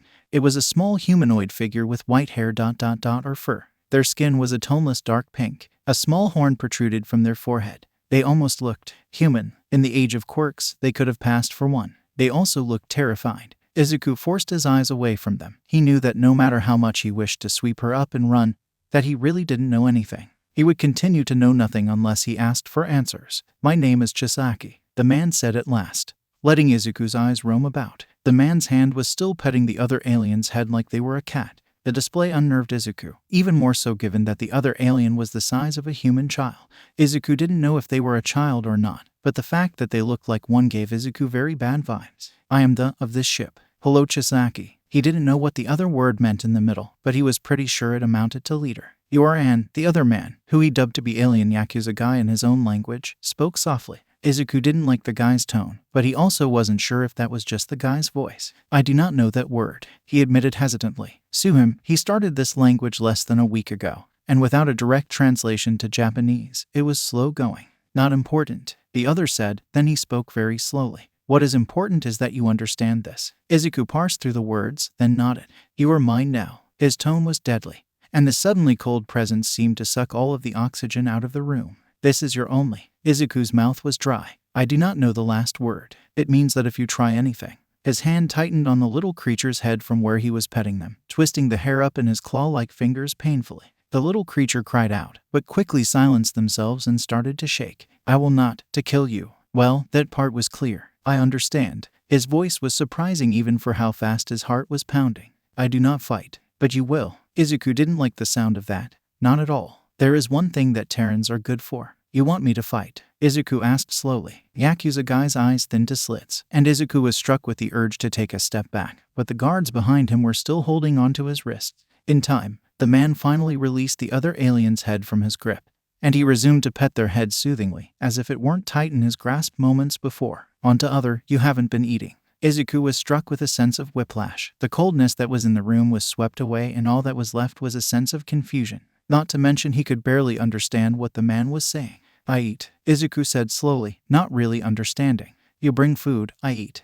And, in your cell, they still live. You have not eaten them, you feed them. Wait, did they want him to eat alien present Mike and Eraserhead? Why on earth? Izuku was about to say something, anything, but nothing came from his mouth. He gaped, mouth opening and closing several times, unable to respond. Answer me, Terran. Izuku shook his head and resisted the urge to glare at the alien Yakuza guy. I do not eat, Izuku said, insisted, really. I see, you cannot fight them with your limbs. He motioned the guards to unchain him. He felt uncomfortable heat next to his wrists, like touching a stovetop not nearly cool enough. He gritted his teeth to stop himself from making any noise. Were they really freeing him? Just like that? That easy? After a moment, the quirk-suppressing cuffs fell to the floor with a muted clang. He couldn't stop himself from gaping. I thank you, Chisaki. He forced himself to say, still shaken. They were to hurt me. I am free of this pain now. So it really was that easy. Good, now you can eat, he said, leaning back and seemingly languid in his chair, hands still stroking the little creature's hair. God, that was so creepy. They were coming with them when they busted out of this hellhole.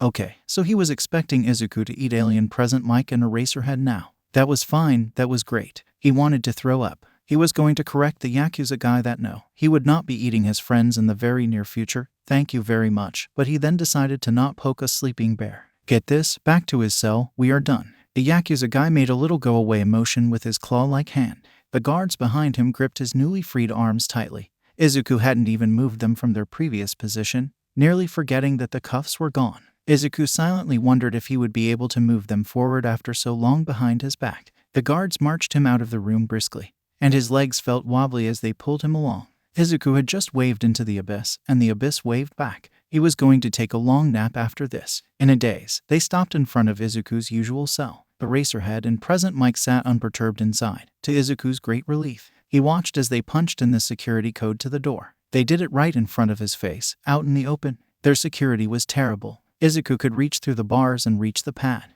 Izuku felt brief indignation that they were making it so easy to escape, and it wasn't in their best interests to continue to underestimate him. It confused Izuku to no end. They were unrelentingly terrified of him with how nervous they were to make contact, but they made no precautions to immobilize him. He was getting mixed signals. The guard behind him shoved him back inside the cell. His back ached from the force of the push. He struggled to regain his balance, which usually wasn't an issue with how weak these guys were. That talk with the Yakuza guy had messed him up somehow. Like the physical presence in the room was palpable, leaving him disoriented. He gave a weak huff at them as they slammed the door behind them. He heard the buzz of the electricity return to the bars, and suddenly felt like laughing. He was pretty sure that he was 2 minutes from a mental breakdown. Instead of laughing, or crying really, Izuku slowly rolled his shoulders. Kami, that hurt. He slowly brought his hand up and waved for the first time in 2 months, grinning ear to ear at present Mike and Eraserhead. Kami, maybe he will get out of here. They're gone, Zyashi finds himself saying, after a moment staring at the Terran's bare arms. Gone, the Terran confirms, inspecting their own wrists, the deep red indentations around them from where the metal had dug in for a long time. Izuku looked different upon their return. He was clean. Was that why they were taken? To be cleaned. Why would the guards bother to clean him? Your power ... you can use it now, Shota asked from where he sat in front of him. And well, that was on Ziyashi's mind too. Izuku had said that the cuffs had stopped his power. Did Izuku have it now? Would this allow them to escape? Izuku suddenly clenched his fist in front of his face seeming to scrunch. He wasn't too great at interpreting Terran facial expressions yet, but he was pretty sure the scrunching was a bad sign. I do not know. Izuku swayed where he stood. He and Shota exchanged concerned glances. It will be ... and oh ... it has been big time. So why don't you try to use it? Zyashi asked, hesitant. Izuku's eyes looked unfocused, darting around the small cell. Was he looking for something? Izuku slowly lowered himself to the floor, using his hands to balance himself on the ground and crawling over to brace himself against the opposite wall. The Terran didn't seem to hear the question, leaning back and closing his eyes, breathing unevenly. "Izuku?" he asked, pushing himself off the wall he was leaning against. The Terran opened his eyes. They were immensely unfocused and Ziyashi's concern heightened. "I am weak." Izuku's voice sounded different, rough. "If I use and not strong." Izuku paused, looking for the correct words to explain, but couldn't find them. Then he looked down at his hands and must have decided that they could explain in his stead. He brought his fingers together and rapidly brought them apart and opened them, making an accompanying whooshing noise that sounded terrifyingly ominous. "You could explode." Shota's voice was incredulous, and Ziyashi had to agree. What? Was that a possibility? That he would explode? Izuku repeated the word over and over. The Terran chanting "explode, explode, explode" several times didn't do anything to quell how fast Ziyashi's heart had begun to beat. "I also heard ship maybe," Izuku admitted. "Hurt ship in space ... Not good. Not good," Ziyashi echoed, stunned. What exactly was the Terran's power that he could explode himself and the ship? He had mostly thought the powers of the Terrans had been exaggerated for fear-mongering. "You are powerful?" Shota asked him. Izuku sat quietly for a second, trying to find the right words to answer. "There is a Terran, most powerful." The Terran said something else in his native language that neither he nor Shota could catch. "They hit, destroy ...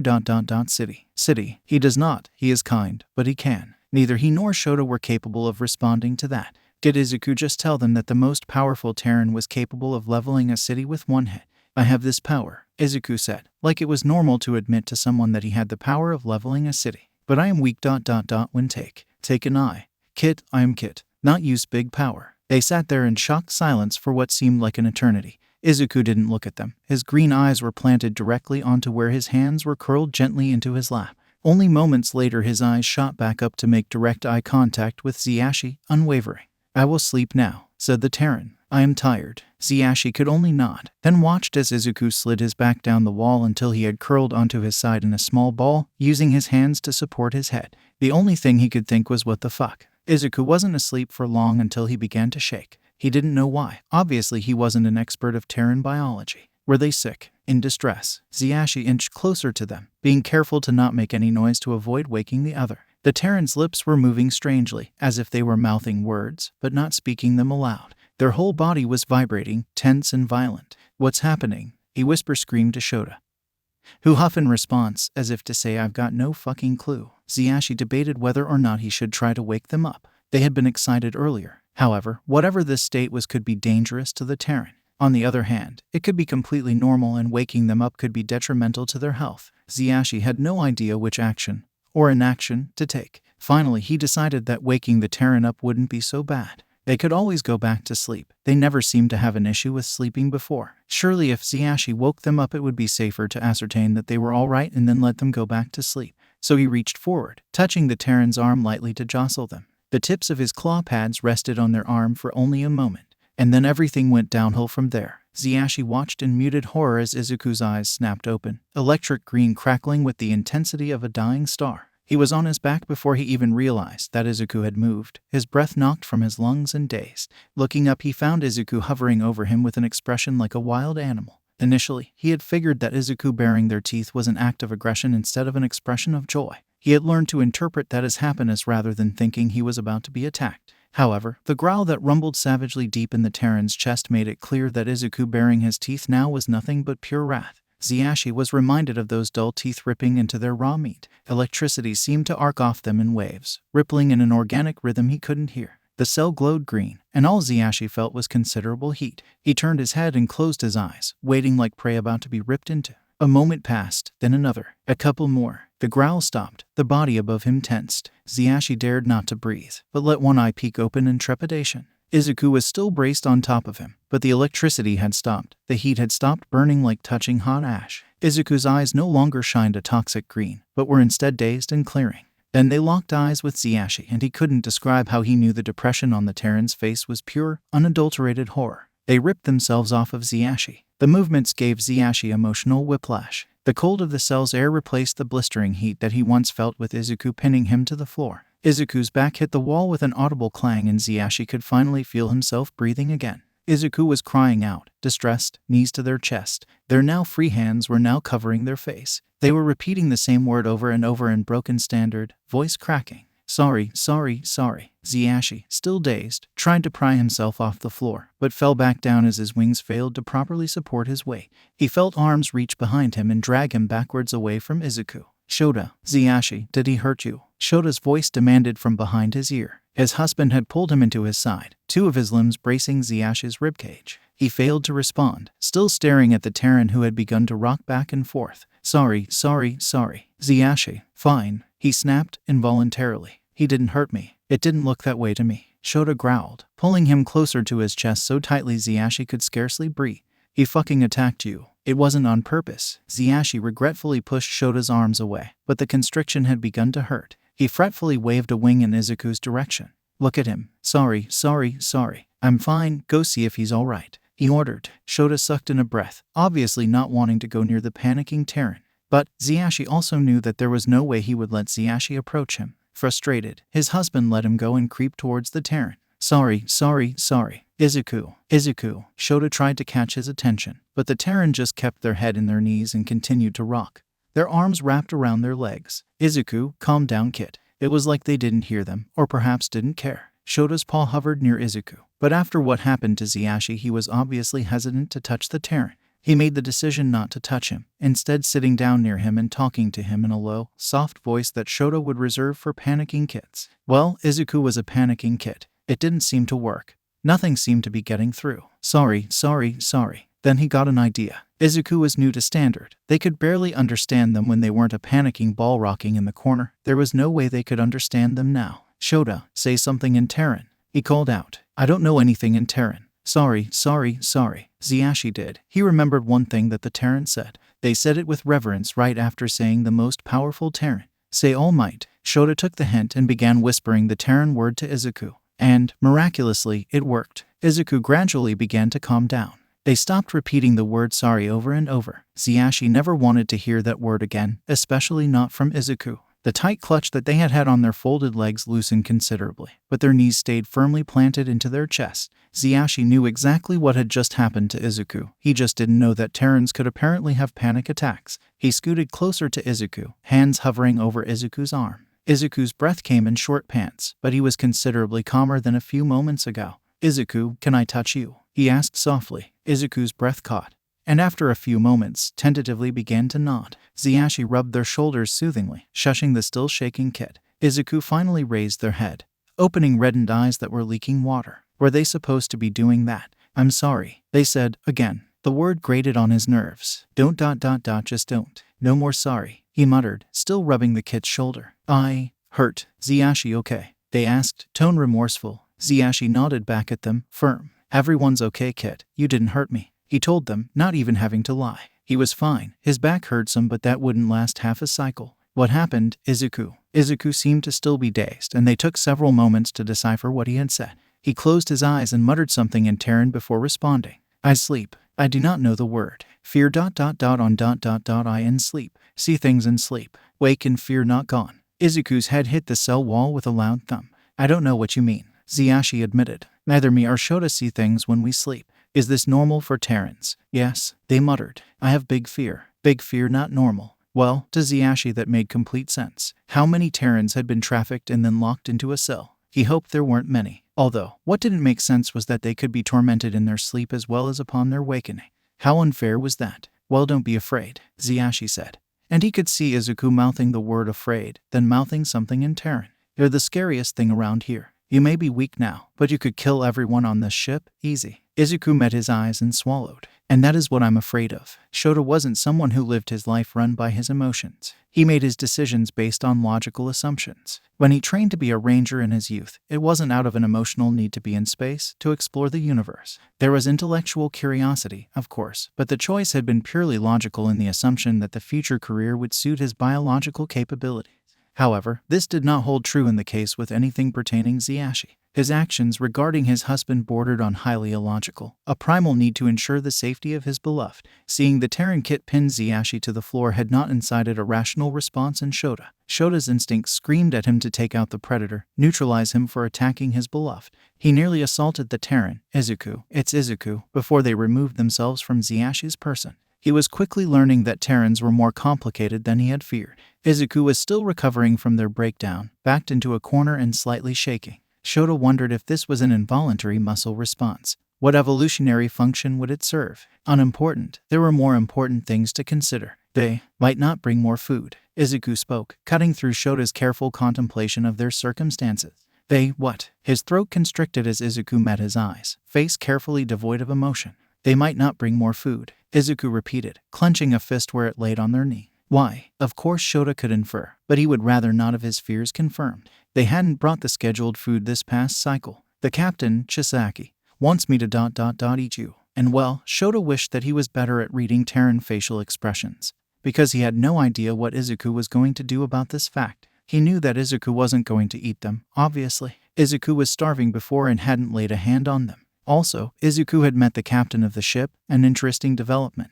Chisaki, interesting. We had assumed so. Shota replied solemnly. I don't know the word. I have a plan. Will take some time to say. Isaku spoke slowly, enunciated clearly, causing Shota to unintentionally hang on to every word. You have a plan. To escape? Shota asked, near incredulous. Isaku nodded enthusiastically. So I eat you, but don't eat you. Isaku began, and then paused, considering. You what? Didn't you hear them, Shota? Obviously they said that they are going to eat you, but not eat you. Zyashi cut in, like the little shit he was. Shota shot him a dark look. Sorry, Isaku was cut off. What did I say about that word? Zyashi, for the care of Dietary. Oh sorry, I forgot. Isaku. They all stared at each other for a few moments before the Terran did something unexpected. They let out a peal of sound that was unexpectedly loud, nearly sounding like a yip repeated over and over. They gripped their stomach and continued to make the noise. Were they in distress? Eventually they stopped, and he and Zyashi continued to stare at them, utterly confused. Isaku was breathing loudly, staring back at them, baring their teeth in what Shota recognized as their expression of joy. We should get back to the plan, Shota suggested feebly. Plan? Yes. Isaku looked to be thinking hard. I seem to eat you have eaten. I seem to have eaten you. You escape and find airflow thing don't know the word. You find way out, say to us, then escape fast. You want to pretend to eat me. I enter the vents to hide. I scout a good route out of here and see if I can requisition a ship from their arsenal, then report this to you so we can escape quickly without arousing suspicion. This is exactly what I said. Isaku bared his teeth again. Good, he said. Yes, Isaku replied, nodding. Just one problem. Isaku made an inquisitive noise. We can't get out of the cell. Shota deadpanned. This is not a problem. It's not like you can break through the bars. You said that you could explode if you used your powers. He was starting to get fed up with the Terran now. They had started to get his hopes up. I will not use powers. I do not know the word. Isaku hung their head, obviously showing signs of frustration, even to Shota's untrained eye. The square thing, to open cell the cell. The keypad. He could hear the dryness in his voice. MHHH. I know this, the keypad. Shota tilted his head. You know the keypad code, to open the door. Yes, Shota stared at him. You can open the door and you're only saying this now. Yes. Of course, being able to reach through the cell bars, Isaku could easily reach the keypad and type in the code. Isaku was unconscious the first time he had come in through the door, but not the second. He must have learned the code when he last entered. The guards hardly watched them. They had patrols that walked by 6 times a day. They barely looked inside the cell unless to see that there were people inside. The plan could actually work. Won't they expect there to be well remains? They would expect to see Shota's bones. Zyashi face turned a concerning shade of green. I say I eat. Isaku bared his teeth again, and no, Shota didn't care how much he cared for the Terran. That was terrifying. This might actually work. Isaku nodded. Then he stopped baring his teeth, his face turning to the shape that was usually reserved for trying to think of the correct word. There is other thing. Isaku began. There is something else. Isaku nodded. A kit, I think. They are small. They are scared and by Chisaki. I cannot. Afraid they save her. Please we save her. Liquid was leaking out of Izuku's eyes again. And, shit, he hoped that the rocking wouldn't start again. Chisaki has a kit kept by his side. He shared a horrified look with Zyashi. He hoped that wasn't what he thought it to be. Please. Izuku's voice was soft. It sounded strained. We'll get them out, Isaku, don't worry. We will all get out of here. Isaku stared directly into his eyes, and surprisingly, he wasn't unnerved by it. The Terran must have seen something staring into his eyes, because they only gave him a brief nod and finally looked away. So, Hijacking broke the silence. Let's do this. After a couple more hours of slowly going over the finer logistics, waiting patiently for the optimal time, they would wait till the night cycle to leave, just because he knew that the frequency of the patrols would decrease in the dark from his observation. Isaku had scouted a large enough vent for him to fit into down the hallway by sticking their head through the bars and searching. It unnerved Shota that the Terran was so electrically resistant. However, it was hardly the most important thing to consider unnerving about the Terran. Darkness surrounded them when he heard the telltale sound of the keypad code being entered. The door mechanism quietly unlocking but still sounding way too loud for Shota's comfort. Isaku retreated back into the cell and sat in the corner. Shota could see the blood that they had smeared around the Terran's mouth, and he thought very hard about something other than that. Hopefully his absence from the cell and the blood on Isaku would convince the guards that Isaku had eaten him. Hijacking and them would have the acting job of their lives waiting for them if they were confronted about it. But he had a feeling that once the Terran bared their blood-stained teeth, the guards would quickly become disinterested in his whereabouts. They were banking hard on the fact that they knew nothing about Terrans, including the quantity and composition of what they could eat. It would be a stretch, but it was all they had. Shota creeped forward and opened the cell door, cringing as the hinges creaked. The door swung open just enough for him to slip by, and then closed it gently behind him. He slowly approached the air vent, taking great care to trend as light as he could on his 6 feet. The air vent had latches instead of bolts. Thank fuck. They had been worried about that. Shota slipped into the vent as quickly as he could, his neck scarf nearly catching on the latch as he crawled inside. It made his heart beat unreasonably quickly. Shota trudged forward. The ship's landing dock was chock full of smaller ships. Near 10 escape pods were laid out by the sides. Then the center held personal travel vessels, transport vessels, and even something that resembles a land vehicle. It would have been perfect, if not for the constant patrol of guards circling the center of the room. He watched them for nearly a tenth of a cycle. They didn't have a rotation in that time, and kept a steady presence around the ships. There would be no way Shota would be able to slip out of the vents and sneak through them to the main ship he was aiming for. They couldn't take the escape pods. Those had extensive tracking devices and they would be immediately caught. No. The personal vessels would have been built to fly under the radar, meant for stealth, and the largest vessel could only be the captain's, so there would be no reason for the captain to install a tracking device on his own ship. If there was once, it would be easily dismantles with electrical overload, which they would do if they requisitioned a taser from a guard. The only downside was that the captain would not be happy to have his personal ship stolen, but Shota also figured that would be an upside because they could really piss him off. If they escaped, they would be pursued anyway. It would make more sense to leave in the ship, which most likely functioned with an antimatter core with adequate cloaking technology and strong shields. And guns, a lot of guns. But the only way Shota could see getting past the guards was by overpowering them. So Isaku would be needed. That also meant that Shota wouldn't be able to scope out the further security measures until they were neck deep in them. It wasn't ideal, but it was what they had. So Shota left, needing to access other areas before he reported what he found to the others. This was the part of the mission that truly made him nervous. The captain's quarters would be swarmed with guards like a beehive around their queen. If Shota made any noticeable noise, any unconcealed movements, he would be caught, and he and Hijacking would likely soon die. That being said, Shota edged forward in the vents, attempting to keep the dragging noises to a minimum. He knew the general direction of the captain quarters, if Isaku was correct in their observations of where the crew had taken them.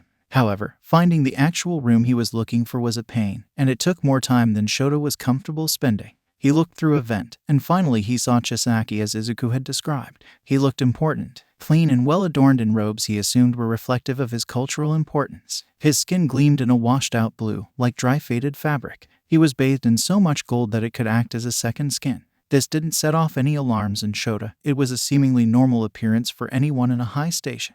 However, what did set off all of his alarms was the hand which rested possessively on top of a small bipedal species beside him. These were Chisaki's personal quarters, meaning that for all intents and purposes, this creature was locked next to the bastard for every hour of the day. In order to keep himself from growling, he forced himself not to think further about what the hell the bastard did to them. Then he noticed the horn. So, it's a small thing. A horn on someone. It was relatively normal amongst different species to have horns. However, this was something Shota had studied, and the further implications of the situation nearly caused him to leap out of the vent and attack the unhonored kit stealer. Shota could tell that she was female from their hair length and pigmentation. Their cultural norms well documented. She was a Ditria. A fucking Ditria. A kit. meaning that not only did Chisaki keep a small kid around as a pet, doing who knows what with her, but Chisaki kidnapped a rare and endangered, culturally revered to the point of worship, and infamously illegal to harm kid. He was no doubt using her to gain immortality, and the sudden information about the constant contact with her suddenly made much more sense and made the whole situation much more revolting. If anyone found out about Chisaki's indiscretion, he would no doubt be demolished by half of the galaxy. Shota, being a supremely rational creature, barely restrained himself from launching himself from the vent. He listed in his head the things he would do in the order that he would do them. He would turn around, complete the survey of their escape route. He would return with the information, then theorize possible plans with Xiashi and Isaku within the intervals of guards passing, hopefully creating an infallible plan of escape.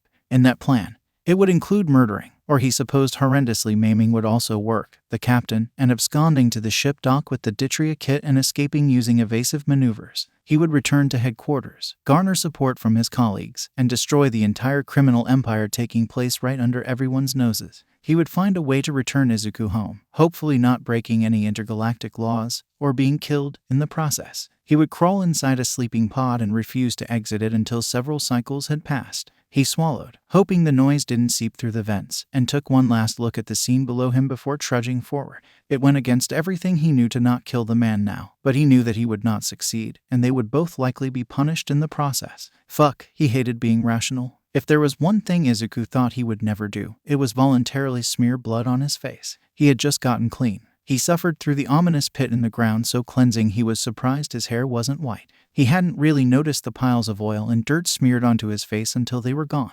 Now that they were, he did not want to put blood back on his face.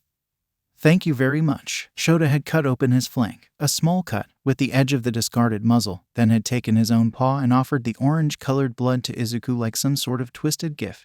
Isaku failed to hold back a grimace, but dutifully smeared the orange blood around his mouth. When he was done, he stared back at Shota, whose eyes were still locked on his mouth. His cellmate made a small huffing noise, a release of breath from the dotted nostrils along his snout. Inside, as well, he said. Isaku really didn't want this to be the day where he drank Shota's blood, but he really couldn't say anything because this had been his plan. He hoped that the alien couldn't give him any communicable diseases. His blood tasted like oven cleaner mixed with licorice.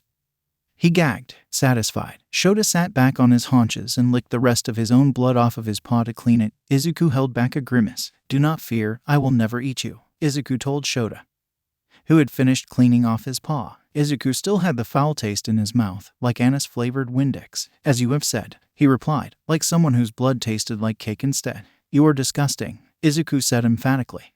Thank you, and that was that. It was the night cycle when Shota finally slipped out the door. Isaku was braced against the wall, holding himself up on either side with his hands, the hands that had finally been released from the cuffs. Perfect, unbound hands. Isaku never knew how much he had loved his hands. He was starting to feel weaker now that he had gone a cycle without the usual food. Not that he had necessarily felt strong before, what with being starved and then starving more slowly, but he had the feeling that he would be in even more danger if this plan went down badly. He wasn't worried that the aliens would try to kill them on their escape. Of course they would try. What he was worried about was if the aliens didn't kill them, but they didn't escape either. If he was dead, he was dead. If he remained in this cell until he slowly starved to death, marred by scurvy and thin as paper until his organs started to fail and his body gave out, that was the undesirable option. There were 5 ways that the plan could go. They all die. This was the mostly likely option. There was much room for failure. They get caught by laser fire. They get jettisoned out of airlock. They crash the ship. They contract a widespread alien virus. The universe had so many ways to die. 2. They all escape. It was probably an unrealistic goal.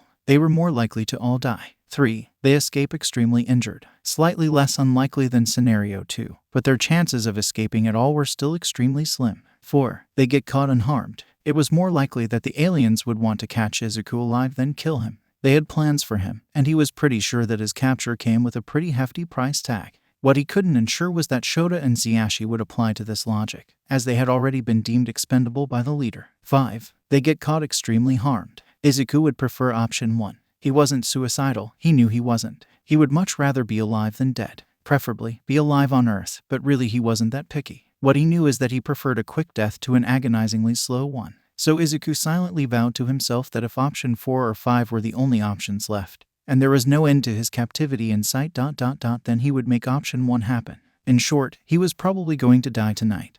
And with that thought in mind, he curled up on his side and tried to get some rest before they had to fight for their lives. Izuku woke to a clang. The first thing he noticed was that it was still dark. The second thing he noticed was that his arm was asleep. The third thing he noticed was the whimpering. And the fourth thing he noticed was the guards at the door, clanging his baton against the bars. Well, fuck. Hijacking had taken to his role as the scared prey almost too well, shaking and shivering in the corner. He was whimpering exactly like Isaku would think someone stuck in a cage with the thing that just ate his husband would whimper. Impressive. He eyed the guard, who banged his baton more aggressively against the bars. It was one of the guards who looked like a cockroach met a squid and had children who were vaguely humanoid. He could take them. Where is the... Of course they were looking for Shota. A whole person doesn't disappear from a prison cell without a couple of people noticing, but the fact that it took nearly 6 hours was nearly insulting. Izuku, taking to the role of a feral human with a strange sort of glee, growled low in his throat. Satisfaction coursed through him as he watched the guard flinch. "What want? I sleep." The words were thick, heavily emphasized, and terribly pronounced. This wasn't a terribly hard feat for him. Where is the guard's voice was raised, but Izuku could see his front limbs trembling. He wondered if that meant the same thing for them as it did for humans. What is word? Not know what say. He grinned at the guard, knowing full well it would be taken as an act of aggression. He dared the guard to get in the cell with him. Then the guard would see exactly who was trapped with who. The other prisoner. The guard shouted. He heard Hijacking whimpering behind him in response. He just made direct eye contact with the guard, knowing it would unsettle them. "Other prisoner," he agreed, deadpan, pointing at Hijacking. Hijacking hid his face behind his wing. "Not him, you." The guard made a chattering noise that reminded him of the knocking of bones. "R2, he replied, ecstatic. "There were three. R2. The guard made a frustrated noise, banging his stick taser against the bars. "Where did he go?" Their voice took on a dangerous tone, high pitch, rattling. Izuku knew better than to be scared. "In," Izuku answered. In where?" they demanded. Izuku bared his teeth and snapped his teeth at the guard, his teeth clanging together ominously. I eat." He made direct eye contact with the guard, stared him down. He saw the hand holding the baton shake uncontrollably. Was that anger ...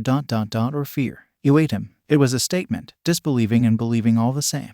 "Captain Free Hands. I eat." His eyes didn't leave the guards, he didn't blink. "He was half your size." And Hijacking whimpered again behind him.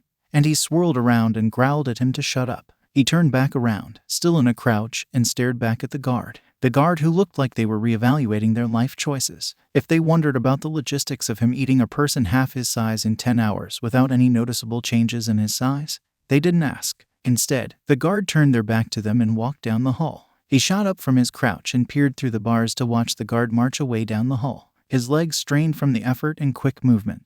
And as he straightened his back, he felt like his head tried to float away with the sudden blood rush. Whatever he felt physically, however, paled in comparison to the sense of victory that coursed through him. He twirled around on his heel to face Hijacking, disbelieving. "That worked," he breathed, trying to keep himself from both breaking out into hysterical laughter and cry.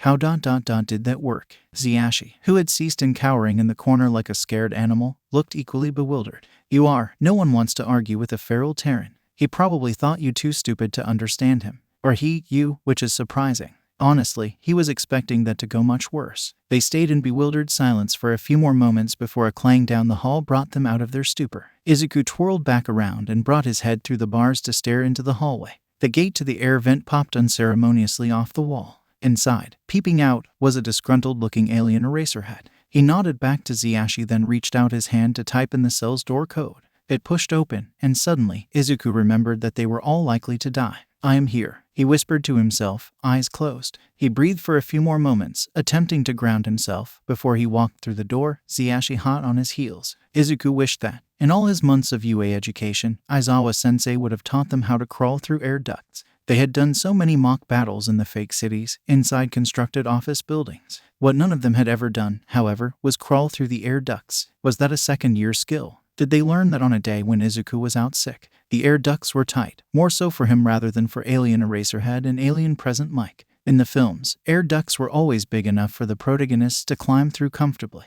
In reality, Izuku lagged behind the other two quite a bit, and he couldn't feel his feet. The air ducts were also either hot or cold. They couldn't be a comfortable temperature, no. They were always either partially burning Izuku's forearms or freezing his no-fly zone.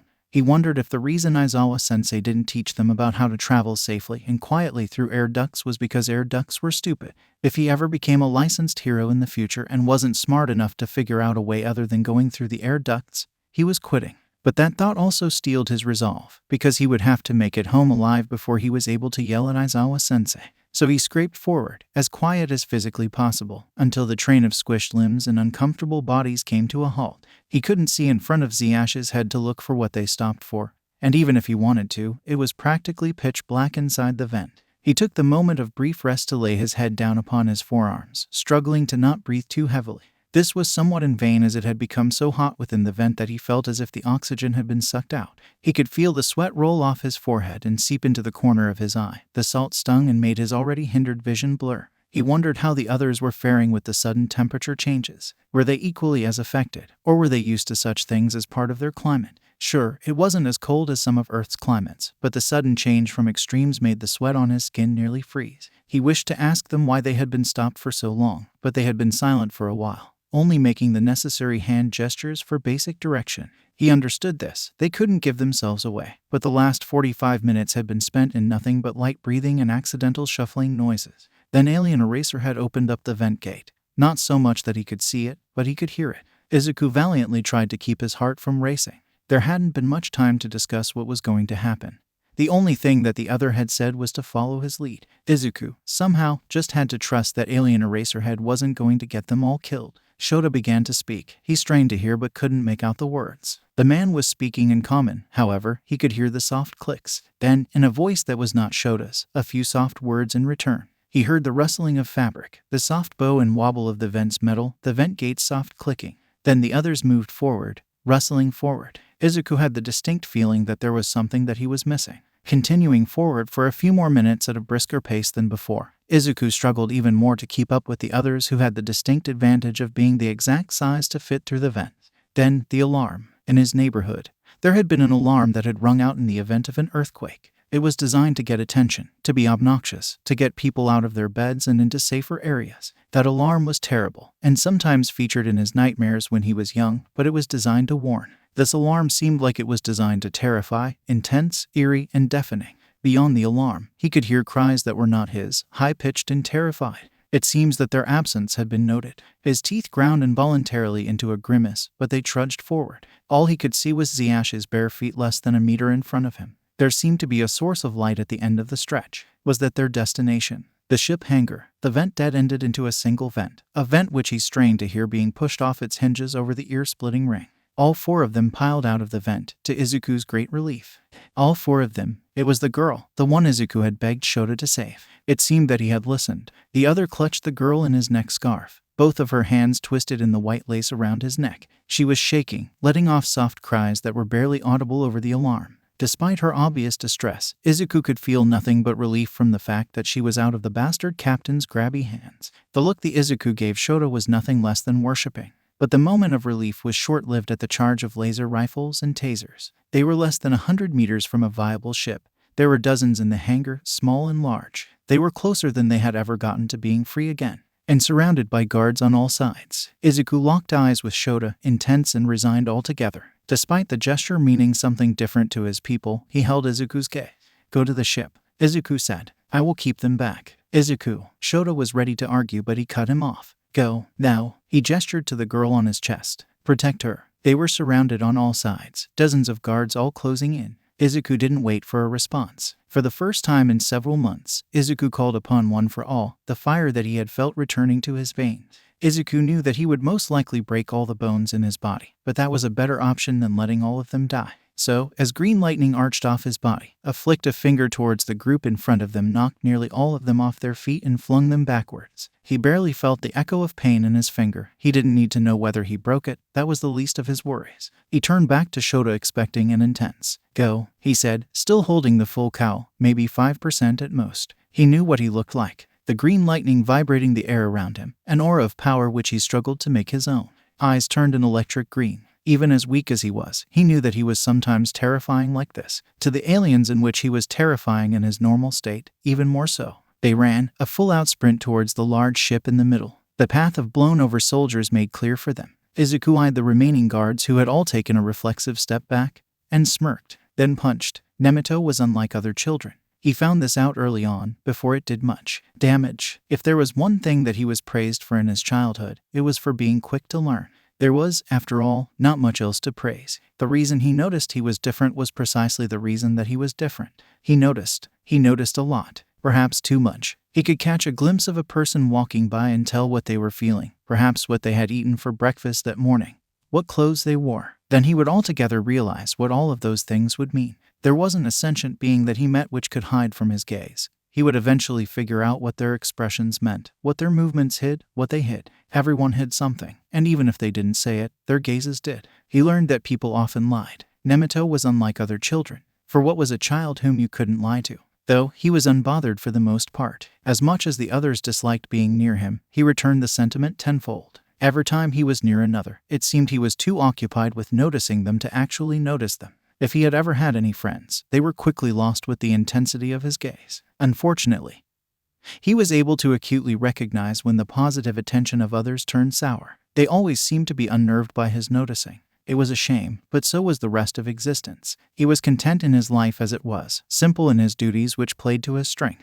The captain of the overhaul paid him to notice things. He didn't have to pretend to like the things that sat in the cages, nor the others who worked alongside him. He didn't have to pretend like he didn't notice the others' lies. To snuff out the dissent, the secrets, the lies, that was his job. He liked working aboard the overhaul. No matter how little his opinion was worth in this respect, he didn't put too much stock in the sentimental value of logical actions. With his reputation well known, people rarely bothered to try to lie to him, least of all the captain himself. It was like an oasis, refreshing to surround himself with those who didn't bother hiding themselves. The captain had never even lied to him. Until today. "You are a valued member of our team." What wonderful words. Chisaki seemed to say them with great relish, enthusiasm. "I know that you will rise admirably to the challenge." But he had to notice. Hand tightened into the Dietry's hair. Pattern of stress, frustration. Eyes slid left. Reminiscent, self-satisfied. Feet away from the target. Disinterest, lack of care. Sweat on brow. "Are you nervous?" Tightening of the bottom of the lip.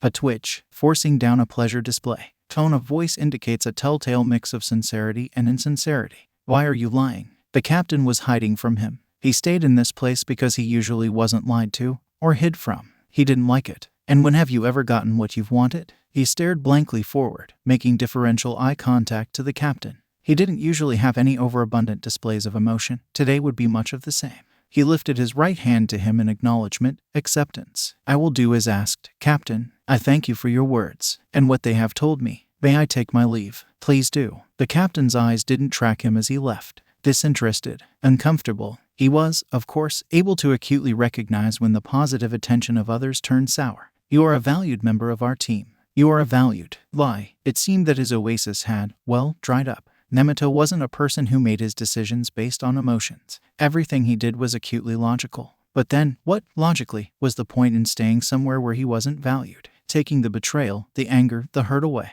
Now that he had noticed too much, what should he do? He walked along the corridors, body not betraying a single emotion. He would complete this task. "I know that you will rise admirably to the challenge." And then he would decide. He would observe, he would notice the Terran. The Terran, how imprudent of a venture. The captain thought the purchase was a great asset. He thought the Terran could be trained, molded. He had looked upon the creature which sat in the cage, gaunt-looking, covered in blood and other questionable substances, and had doubted that the captain could ever mold such a thing. Nezuko, having never interacted with the species, couldn't get a read, he couldn't notice it. It moved strangely, shook at odd times that didn't seem to connect to an emotional reaction.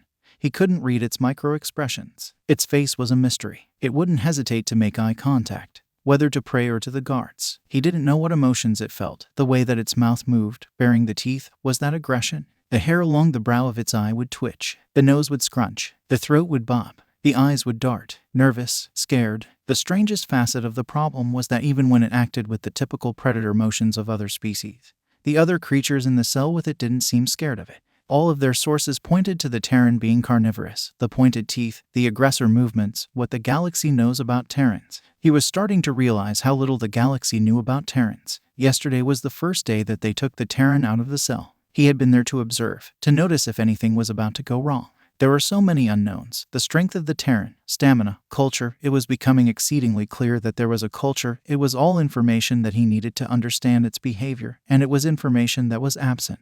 His mind wouldn't connect the role of the shoulder bones to any behavior besides potentially aggressive. The information they had on Terrans clouded his process, and without knowing what was true, figuring it out was like thinking that the moon was a star because it glowed. But he had to know because you are a valued member of our team. He had to return with the information. He was expected to perform, whether or not it was beyond his abilities. So he walked to the cell, which held the two. The Terran slipped along the wall, eyes closed and entire body lax. The skeleton was curled up, shaking in the opposite corner, whimpering. What had changed to suddenly engage in prey behavior? He banged his baton upon the cell bars, a loud clang echoing through the chamber and making the Terran jolt awake. So the Terran responds to verbal signals while at rest. To what degree? Where is the try-off? He demanded, hating how he knew the Terran would barely be able to understand him. From what he had observed, its common skills were wildly underdeveloped. Perhaps that was why it wasn't eating its cellmates. Had that changed? What want? I sleep. The Terran growled, crouched in front of the bars. Its tones indicated aggressiveness. Why were they more aggressive today than before? It made direct eye contact with him.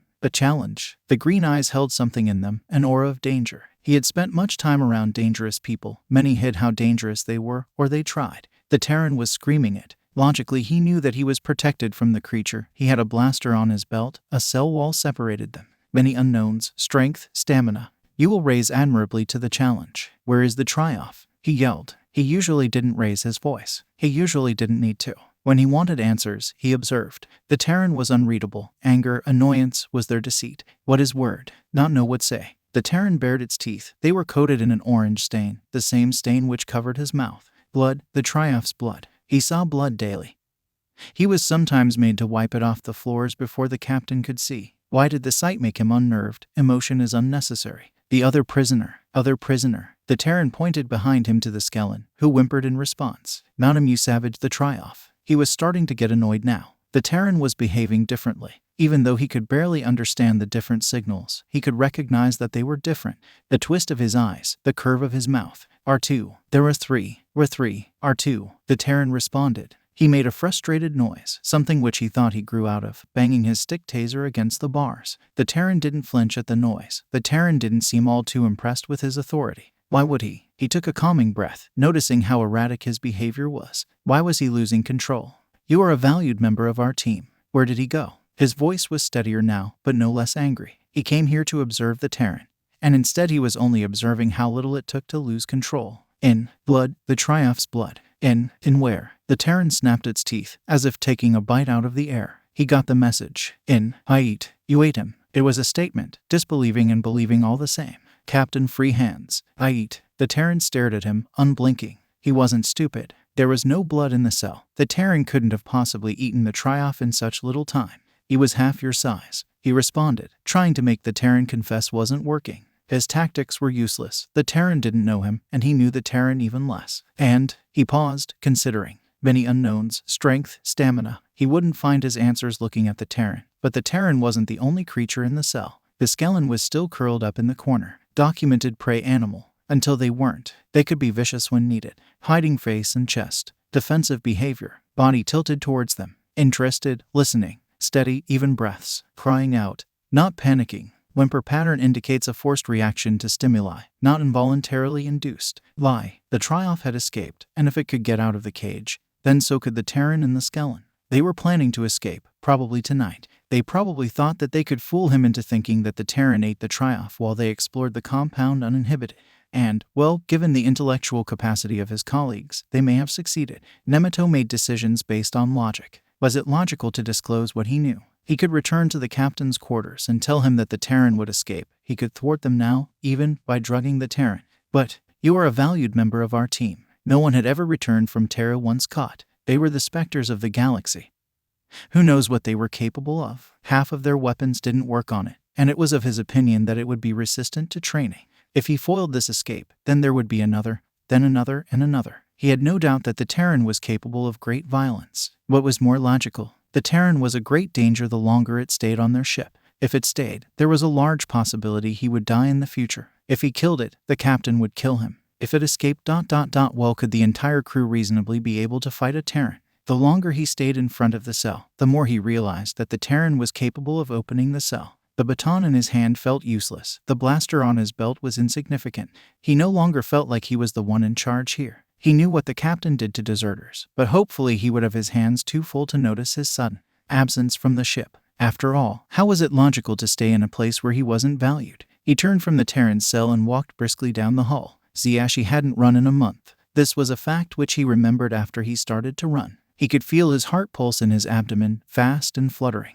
He was so weak, but he knew that if they stopped now, they would probably die. Shota ran on 6 legs beside him, the Dietary tucked firmly into his scarf. He fluttered his wings at his sides, attempting to gain speed to match Shota's pace, but his feathers were too damaged to get him airborne. The path was cleared, the guards thrown backwards and off to the side. Were they alive? All that Xyashi had to do was get to the ship and figure out how to start it. He heard laser fire behind him, but he didn't feel the burn of being shot, so he kept running. A body was flung over his head, smoke off of them and a residual trace of electrocution. They landed in front of their path, unmoving. They jumped over them. They reached the ship that Shota had pointed out, a huge, beautiful ship. It would be their ticket out of there, if they could start it. He leaned against the hull panting and made the mistake of looking behind him. He had begun to think that the people aboard the ship were cowards. They trembled when facing down a Terran through cell doors, but he had to hand it to them. As Isaku blew through their ranks like a vengeful spirit, glowing green and radiating a suffocating power, they stood and shot their guns like they were trained. Or maybe they were short of adequate hardware. Regardless, he took a deep breath and removed his eyes from the chaos. He had a job to do. Get on the ship, get out of the bigger ship, escape. He could do that. He traced a triangle on the door's pad. All ships were usually programmed with a padded entry, the trace of specific shape along the correct letters. This crew was unreasonably obsessed with triangles. He made an educated guess to what their passwords would be. A correct one. A square portion of the hull sunk backwards into the doorway and separated in the center, drifting to opposite sides. He didn't spare a glance to Shota before launching himself inside. The interior was all hard angles, tall ceilings that abruptly tapered off into slanted walls and triangular sections, the kind where it was difficult to know where the walls ended and the ceiling or floors began. He knew that this section would also double as the pressurization chamber. He pulled a lever on the opposite side and flung into the main forum. It was a personal spaceship. That meant that it was expensive, but it also meant that it was convenient. The helm was stationed right by the living space. He pulled himself in a chair 3 times larger than himself and hovered over the controls. Shota pulled up beside him, standing to look over his shoulder. "Do you know how to fly this?" Shota asked, and it would have offended him that his husband was questioning his abilities if he wasn't doing the same thing at the same moment. Theoretically, and he could. He had flown many ships, so many operating systems. He was a great pilot. But usually, the buttons were labeled in common, not whatever language was used with these, most likely the captain's native language. "You can read those." "No, then I don't think looking at them like you're trying to read them will help." Ouch. His husband was so kind to him. Neither will pointing that out. He shot back, taking the time to shoot a look at Shota. The thing about spaceships is that most of them were standardized. They had engines that passed through the Aeronautical Engineering Commission, usually working with the same facet of warp technology. The computer's navigational charts usually displayed passages according to the United Planets formatting.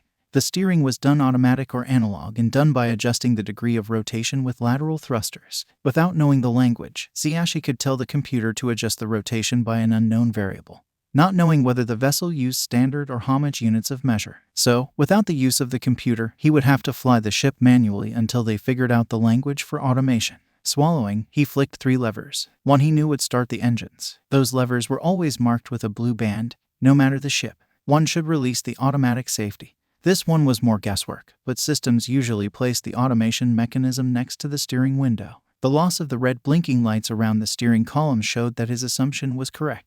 The third action was to raise the shields. This was less guesswork, more aided by the enlarged shield symbol. After checking fuel levels, he turned to Shota. "We're primed for takeoff." Shota was messing with the computer to the side, trying to make it display in something other than a Pictionary guesswork. He did not look like he was succeeding. "Life support systems don't seem to be online," Shota said back to him, and he realized after a moment how he knew. It was getting harder to breathe in the cabin. "Computer-controlled or analog?" he asked, scanning the boards in front of him. "A vessel like this, there will be an analog backup for safety, probably not on the main board. Look for an orange or yellow lever," he chirped, sliding off the seat and looking behind him at the silver rear wall. There was an orange lever switched in what he assumed was in the off position. It was most likely the analog life support system, but it could also jettison them out to space, or it could be a self-destruct for all he knew. He jumped up and reached the edge of the lever, dragging it down. Lights bloomed through the cabin, soft white and clinical. Xyashi hadn't realized that it was so dark before. After a moment, he could feel the telltale glide of air circulation. "What now?" he asked, standing beside Shota as he flipped through hologram screens trying to make headway. He could still hear laser fire behind him. That meant that Isaku hadn't stopped them all yet, but it also meant that they still had something to fire at. Isaku was still alive. We have to get him out of there. Shota's voice was soft, apologetic. Was he trying to apologize because he wanted to go back for Izuku? No, they all left together. We can do a flyby. Xixi looked over the analog board, trying to see if the ship had transporter beaming functions. It was a long shot. Most government ships didn't even have beaming functions. Doing a flyby with manual margins. We'd tear a hole in the ship before he's inside it. Shota nuzzled a nose into the fur of the Dietary still attached to his collar. She was so small, she couldn't have been much larger than Shota's head. We'll get closer, remain stationary, and grab him through the airlock. He chirped and slid back into his seat, placing his hands on the lateral thrusters. Too little pressure and they wouldn't leave the ground. Too much and they would end up careening through space, trying to set up external footage through the computer. He swallowed. Take off in 5, 4, 3, 2, 1. He pushed the thrusters into overdrive,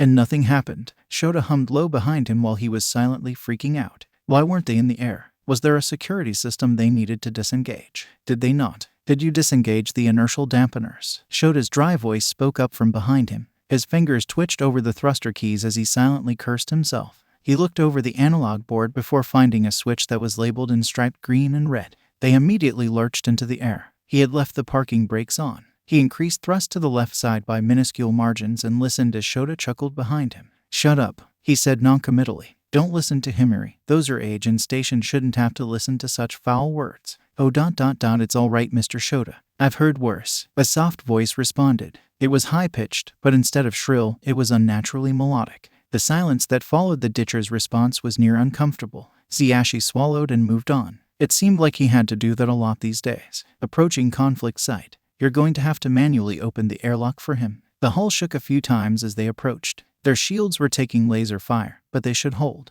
After a moment he had a lapful of Dietary, who stared up at him with big round red eyes. He held her gaze for a moment, then turned to his husband. Shota tilted his head as if to say, protect her, as if he had to be told to do so. His nostrils dilated as he huffed a breath, and then retreated back through the cockpit's door. His gaze swept back to the child in his arms, nearly lost. Hi, he nearly squeaked. I'm Xixi. She was still staring up at him, so small, so seemingly innocent. He could understand, right then and there, why half of the galaxy would die for them. Hi, Xixi. Her voice was small, high, but so clear. It rang through the cockpit as if it could travel through space. I'm Eri. Hi, Eri, he breathed, nearly overwhelmed. You ready to get out of here? She shook then, and buried her head into his chest. He could feel her small horn poke lightly into the feathers at his chest. It made it feel more real. He wrapped his wings around her, trying to shake along with her. It made it feel infinitely more real. The warmth seeping into his chest that made him feel like he would succeed, that he would get home, that soon they would all be safe. He knew that feeling was artificial. He knew what contact with a Dietary did to other species. They could make others calm, feel safe, and be kind.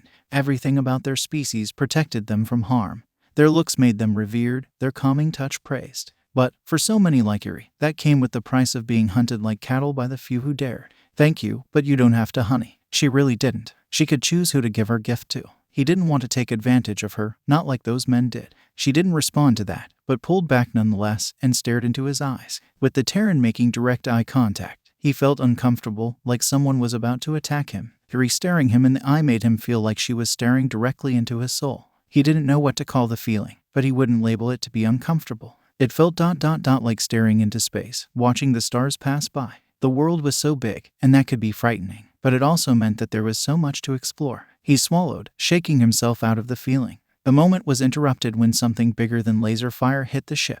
The hull shook violently, making Eri cry out in distress. He felt it in his chest, like a phantom pain, when she cried out. He wondered if Izuku was okay. He's pretty sure that was a body that was tossed at them. It's fine, Eri, they'll be here soon, you don't have to worry. He told her in the most calming voice, which was difficult when he didn't exactly feel calm.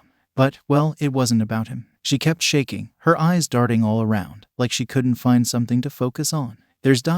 so much hurt. Her voice shook. He closed his eye, dismayed. Dietary could sense when others were in distress. He could hit himself with how panicked she would be, surrounded by death. It will be over soon. He swallowed. He didn't want to promise something that he didn't know with certainty. Then no more hurt. She stared at him, like she was unsure if that was something real. He was unsure himself. He pulled her closer to him as he stood up from the chair. His eyes grazed over the controls, studying them again, trying to notice something useful. They would need to blow a hole through the hull in order to get out, something like that would require firepower. They would be sucked through, the vacuum causing a release of pressure that would blow them out into the black. It would take a lot of hope to pilot them through that with manual controls and then outmaneuver anyone who would chase them. Then there was the fact that everyone in the shuttle bay not on an aircraft's blood would boil out of their skin. It was, well, murder. But none of them were innocent. Their choice in aiding the capture of a Dietary alone would warrant the death sentence in most colonies. Their obvious roles in an extensive human trafficking empire would no doubt lay yellow marks on their heads. Telling himself that they would die in the end anyway made him feel less guilty for blowing a hole in the ship. A bit. But the target locking system was automated. It usually was. They had no way of loading the torpedoes and firing at the wall without the use of the computer. So, they either had to figure out how to learn an unknown language and then an unknown operating system before they were all blown up, or find an alternate way to open the shuttle doors. Of course, unless... Could Isaku blow a hole? He knew that the Terran would be injured. He was probably shot full of laser fire. He even said that his power would hurt him. But, well, what else did they have? None of the other ships would have the firepower to make that kind of impact. They had low-level blasters at most. He didn't even know if they were programmed in common either. He didn't want to suggest it, but it may be their only chance. Either Isaku was hurt, or they all died. Was that a false dichotomy? The door to the cockpit was slung open, and a heavily bleeding Isaku was draped over his husband.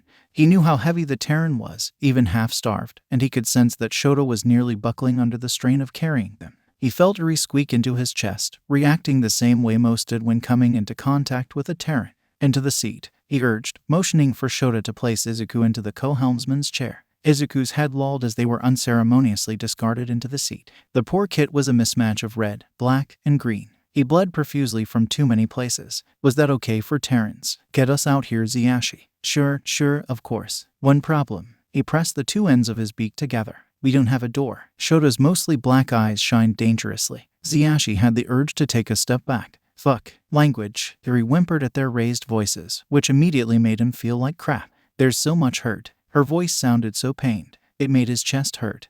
Then made it hurt more to know that they were the cause. Then she reached toward Isaku, straining to reach him. Xiashi kept a strong arm around her middle, unsure what she intended. With the state that Isaku was in, he knew all too well how easy it would be for the Terran to hurt the girl without meaning to. She gasped like he had burned her. Those of the stars can be unwound. She batted against his wing, indigent. Let go. Eri. What? He needs it. Please, Xiashi. She sounded so distressed, kicking her legs out. Heck, it made him feel even more terrible. He didn't hesitate a second time to set her next to the Terran. Their skin was marred by black laser burns, already too cauterized to bleed, but there were plenty of other places where he bled from. Their limbs were bent at odd angles, and it was only from close proximity to their species that he knew that their hands were not supposed to look like that. She immediately placed one hand on his forehead and one hand on his chest. Her small hands were covered in red, Izuku's blood. She bent her head low and began to say things he didn't comprehend under her breath, like prayers. Her horn glowed, swirled with a mixture of gold and celestial blue. Xiashi's beak opened, as if to say several things, but not a sound could escape him at that moment. He watched, silent, as Eri crouched vigilant over the Terran, and their skin knit back together like fabric. He traded disbelieving looks with Shota. Was he supposed to know that Dietary could fucking do that? Isaku, who had been passed out on the chair from blood loss, gasped awake like it was the first breath after being held underwater. They were still covered head to toe in blood, but none of it was actively draining from their body, and for that he was extremely thankful. Eri was the first word that escaped his mouth. He didn't know what to say. Was there anything he could say?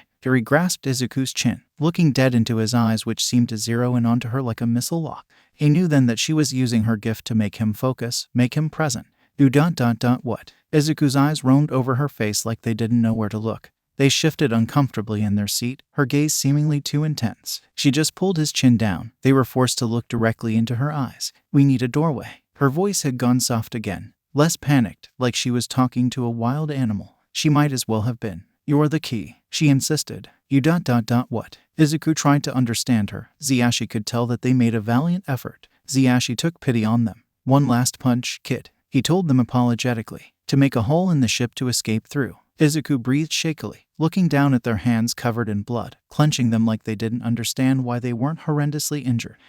They closed their eyes, trying to process their words. One more punch, he asked, voice strained. One more punch, Xiashi repeated. The Terran nodded in acceptance. Go to the outside door. Shota spoke up beside him. When we approach the wall, punch it out. Then close the door fast. Do you understand? Izuku nodded. Punch hole in outside wall, close door. Izuku swallowed but didn't question it. I understand. Good, get in position. Isaku turned around, but Shota's voice stopped them. And Kit, yes, thank you. Xiashi tried not to shake, pulling Eri close to him again. The amount of gratitude in Shota's voice was difficult to quantify. Isaku didn't respond, just nodded once. Easy acceptance, like there wasn't any other way that it would play out, and they didn't care how injured they were, or how much blood they lost in the process. They would do what he told them, easy acceptance. They turned and made for the doors, legs not even having the decency to shake. It made him feel worse. He placed his hands on the thruster controls, pushing the rear thrusters into low drive. He watched through the observation deck and radar as they approached the white wall. Collision warning. 3, 2, 1. There was a scream, a crash like metal screeching, smoke. Then all of it cleared to the black. The black that had always felt like home, pinpointed with tiny worlds. Isaku staggered back into the room, arm hanging purpled and limp at their side, and collapsed in the co-helmsman's chair. The cabin was silent except for scattered breaths. They stayed like that for a while, just breathing, looking out to space like it was the most beautiful sight any of them had ever seen. It might have been. From here, they could see full galaxies with a vibrant red glow, so far away and so close all the same. Space glistened, Xiashi thought. It glistened. He pushed them into hyperdrive. Eri didn't remember her home. She remembered that there was somewhere before the bad place. She remembered a red sky, a blue sunset. She remembered faces, but not their voices. She thought she remembered her mother's hand combing through her fur, but then she thought of hands twisting painfully atop her head, and doubted. For as long as she could remember, she lived moment to moment and didn't dwell. As she was once a comet, leaving a trail behind, she was an asteroid now, and there seemed to be no way to trace her. She traced the edge of the rug she sat on, pulling at the decorated tassels but refraining tearing them out. She knew what happened when she tore things. No, don't think, move on. She stopped tugging at the tassels. It was better to not risk it. The rug was pretty, but the kind of pretty you could do without. Fire was pretty, until you smelled the smoke. Poison could taste wonderful, for a time. The patterns on the rug, like everything her master owned, were covered in fractals. She had learned by listening, because it was something that her master had spoken of at length. What the fractals had meant to him. To him, the fractals had meant infinity. She still didn't exactly know how big infinity was, but she figured it was very large. The patterns repeated, smaller and smaller, until they couldn't be seen, but they were supposed to go on forever. Her master had wanted forever. He had wanted her to give him forever. He didn't like her answers, that only stars could be unwound, but even stars didn't have forever. She didn't like fractals, because she didn't like infinity, she didn't like forever, and most importantly, she didn't like her master. She got to her feet, because no matter how tired she was, surrounded by strangers in a strange place with strange feelings twisting inside her, she didn't want to see another fractal for a while. So she stepped off the rug, even though sitting on the rug was more comfortable than sitting on the cold floor. She braced herself against the wall and sunk her knees into her chest, wrapping her arms around herself, trying to block out the chill of the room. She couldn't remember what the sun of her planet had looked like, but she could remember its warmth. She hasn't been truly warm for as long as she could remember, but she knew that she had felt it once, because how else would she know what it felt like? Xiashi was warm, so was Shota. She wondered if Isaku was warm. She sat there for only a few moments when she heard footsteps, her head lifting from her knees to watch Shota patter into the atrium. He stopped when he saw her on the ground, and her breath caught. Why was he staring? Did she do something wrong? Was she not allowed in here? Why are you on the floor, honey? She tilted her head, confused. He didn't sound angry, but people didn't usually pay attention to her unless it was to tell her she was doing something wrong. What was wrong about sitting on the floor? Was she supposed to stand? She stood quickly, squeaking involuntarily. "I'm sorry, sir." There was silence. The man in front of her tilted his head, and she suddenly felt as though she was a planet, and his dark eyes were a powerful telescope. "Why are you sorry?" he said after a moment, sitting down on his hind limbs. She had the urge to compare him to a watchman settling down for his vigil. Why was she sorry? Well, that was the response. She did something wrong, so she had to apologize. That was the way it always was, even when she didn't know the rules. Especially when she didn't know the rules. Sorry was a shield for when she had no armor nor a sword. It was a weak shield, but sorry was all that she had. Did he want to take her sorry? She felt her heart quicken. What could she say when sorry was taken? "I apologize, let me rephrase." Shota creeped closer, tentatively. It wasn't like a predator creeping towards its prey, but like she tried to creep around her master to escape him. "You did nothing visibly wrong, so why are you apologizing?" "I was merely asking a question, not reprimanding." She sorted through his words, hesitant. He spoke with such finality, exactness. Her master often spoke like a ship flying in all directions trying to find an inlet.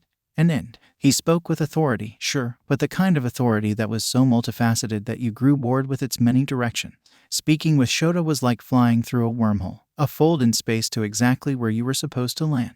No time wasted on fear, on metaphor, on past. She liked this, so maybe it was time to abandon the apology. I am used to being in trouble. I was made to be punished. She tilted her head, fully unused to speaking her mind in such a way. But she found it exhilarating, strange, and altogether terrifying. Was that clear? Was that exact? Or was she too guilty of flying in all directions? She wasn't yet fully able to understand the faces of the ones that had taken her in.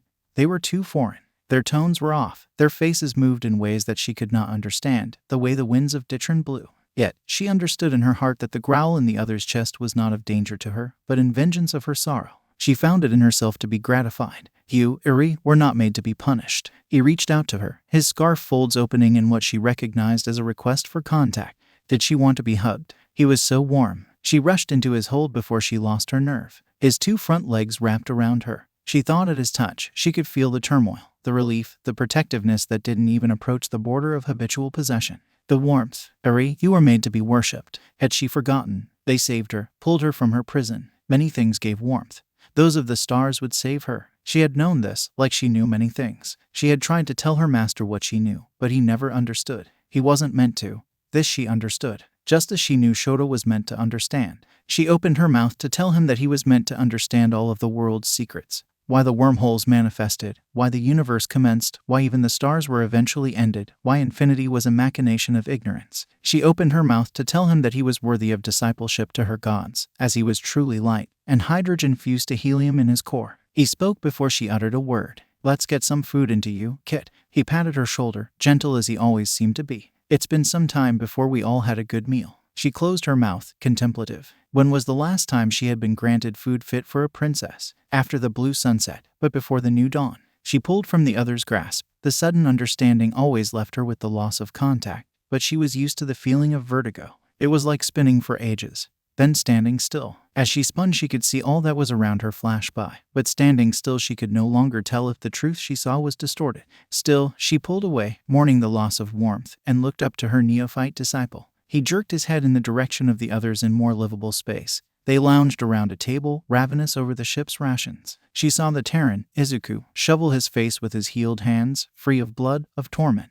But red sauce collected at the sides of his mouth, and the red no longer gave the stench of iron. She saw Xiashi eating some plant which faded from yellow to a purple hue. She saw an open spot beside them. Was she allowed this? Her master had never let her eat near him. She was never allowed on the furniture. But she wasn't with her master anymore. A voice rang inside her head, precise, authoritative, clear. You were made to be worshipped. She slipped into the place next to Isaku, who had given her a quick twitch of his lips, then quickly went back to shoveling his face. She twisted in her seat, placing her hands on the table, routing herself in place like it would take an event horizon to remove her. She, for the first time in a long time, didn't feel like apologizing. Freedom was a drug. There was a feeling like numbness, something injected to stop the world's sensation. Shota found himself staring out of the observation deck multiple times a cycle even though he wasn't at the helm. He just stared at the stars as they blurred by, inching closer to familiar solar systems by direction of foreign navigational charts. While he sat in their cell, he had wondered whether he had forgotten what the stars looked like, whether he would ever again see them blur by. It was comforting just to see the blackness. He leaned against the co-helmsman's chair, looking out through the armored glass. It was dark on the ship, and the only light in the pit came from the stars and the glow of the instruments, muted reds and blues. It was the night cycle. Everyone else was asleep save for Xiashi. He should be asleep. Xiashi was interacting with the computer interface, claws sweeping across the motion detectors of the holograms in front of him. They had managed to finally change the display language to common, something easier to read than triangular pictograms. His eyes drifted over the information. Navigational charts, sector maps, telespace. They were approaching Sector 84 interspace. His eyes drifted back to the observation deck. The stars blurred by. It didn't feel right. We'll be approaching interspace soon. Xiashi twisted at the helm to look at him, contemplative, connecting to the commission. Shota preferred to not interact with the commission whenever possible, but it would be the quickest possible way to return to their home. But Xiashi shook his head, hesitating. I don't think ... Well, the commission can be trusted with many things. He turned back to the controls, lowering the thrusters from hyperdrive to mid-drive. But to trust them to help Aditra, trusting them with Eri. They both made a face at that. The commission was many things: powerful, resourceful, sometimes helpful when they felt like it. However, they lacked a certain dedication to ethical guidelines, to say in the kindest way. Shota had no doubt that handing Eri over to them would result in nothing other than the commission using a traumatized child to further their political agenda, whether or not they actually spared the resources to help her. No, they couldn't rely on the commission, not for Eri, and definitely not for Isaku. There's Nezu, he heard Xiashi mutter in front of him. Shota flinched. Look, if I wasn't going to trust the commission to help, there is no way I'd trust Nezu. I get it, Sho. I really do. But we need someone for this, whether to help tear this organization to pieces or to relocate the kids. Xiashi put a hand on his flank, consoling. Sure, he knew they needed help. But, Nezu, he would tear the entire universe apart to dismantle the entire network of traffickers. But he would also absolutely take advantage of a Terran and a Dietary in his ranks. He was absolutely terrifying in his ability to get everything he wanted. We won't lose them. Xiashi placed a feathered finger beneath his snout, lifting his head up. We have to get them home, Xiashi. He repeated it like a mantra in his head. We will. He ran a hand across his forehead. I trust Nezu. He may have issues with empathy, but he was also trafficked. He knows exactly what that's like. I don't think he'll use them, and if he does, he'll be more subtle about it than the commission. They were approaching interspace. They had access to contact someone to retrieve them before they ran out of fuel once they got in range. The question was whether they wanted to reveal who they had aboard. The commission was a power-hungry bureaucratic mess. Nezu was a power-hungry genius. The choice, it seemed, was clear. Okay, he huffed out a breath. Okay then. Xiashi turned back to the console, interacting with the hologram, initiating telecommunications sequences and assessing satellite capabilities as they entered interspace. Get some sleep, Shota, he said, facing away. Sleep? Huh, yeah, no. He was probably never getting a good night's rest again. He looked through the observation deck, the stars zipping by like the ash birds of Zoran. Was he numb enough to sleep? He was exhausted. He felt like curling up in a corner and never getting up, but somehow he was terrified of closing his eyes. He just didn't want to close his eyes and wake up to 4 white walls. But he knew that they were free. They were so close to home. Sleeping wouldn't hurt him, and he was stronger than the urge to lay awake all night. He swallowed any other response to his husband and climbed out of the pit. It was the next cycle that Shota had begun to pull his brain back together. He watched Isaku across from him eat at a laxer pace than the day previous and wondered if he had begun to pull his brain together as well. Every time Isaku started to eat something new, he tensed reflexively. He had no clue what the Terran could eat. He had no idea what Eri could eat. Oh, he was mortally responsible for 2 kids. What if they ate something and it killed him? Oh ho, Isaku. The Terran's head snapped up and their eyes locked. He reflexively pushed down the uncomfortable feeling the eye contact gave him. What are your dietary requirements? Isaku blinked at him, scrunched his nose, then blinked a couple of more times for good measure. What did you say? He asked sheepishly. Shota could have hit himself for forgetting. Of course he wouldn't know what dietary requirements would mean. He had barely learned how to count to 100 in common. He rubbed his head, near embarrassed. What can you eat? He asked again, a much less complicated question. Isaku understood what he said that time, but he still looked troubled. I do not know how to say, the Terran admitted, scratching the back of his head. Yeah, they hadn't talked much about the different food groups in their small crash course. That was mainly prohibited by the fact that they barely had any food to work with. Shota paused, contemplative. Is there anything you've eaten so far that has harmed you? He questioned. It was a good start as any. I think your blood is bad. Shota tensed at the reminder. It tasted like Terran ... do not know the word ... kill food. Poison, he answered, fascinated. Isaku repeated that word a couple of times, nodding to himself. Yes, poison. Some things that will hurt us taste bad. Isaku scrunched his nose, as if remembering what his blood tasted like. Could you explain some Terran poisons? He asked, hoping to narrow down what he could feed him with. Isaku rubbed his cheeks and brought his hands up to clasp in front of his face, before jolting up, excited. You have ... ehh. What is the word for very small things that make up stuff? Was the Terran talking about cells? Or atoms? He was probably talking about atoms. He didn't know why the Terran knowing about atoms surprised him. It wasn't like their civilization wasn't scientifically advanced. Atoms. The Terran nodded and repeated the word to themselves a few times before muttering in their native language. Do you have a list of the different atoms? I can show that harm me. You want a list of all the elements? Shota cocked his head, wondering if he could pull that kind of reference material up on the ship's computer, or whether he would have to draw up a diagram from his meager memory. Elements. Isaku frowned, mouthing the word. Yes, there are some that harm me. Then when they are together, they harm me, but I don't know all of those. Why did it surprise him that the kid knew the chemical compounds of the things that were dangerous to him? Groups of elements bonded together are called compounds. He watched Isaku mouth the word. When you get done eating, we'll see if there is something on the computer. Isaku nodded, then once again his eyes scrunched. Computer? He asked sheepishly. Shota sighed, then attempted to explain. There was a diagram on the computer, in common too. The issue, however, was that Isaku had never learned the written common. It seemed that pens were hard to come by in the middle of a jail cell. Isaku had surprised him once again by asking him to list out the names of the elements by their protons. Well, he didn't say protons, he had said big or small thing in the middle of the atom.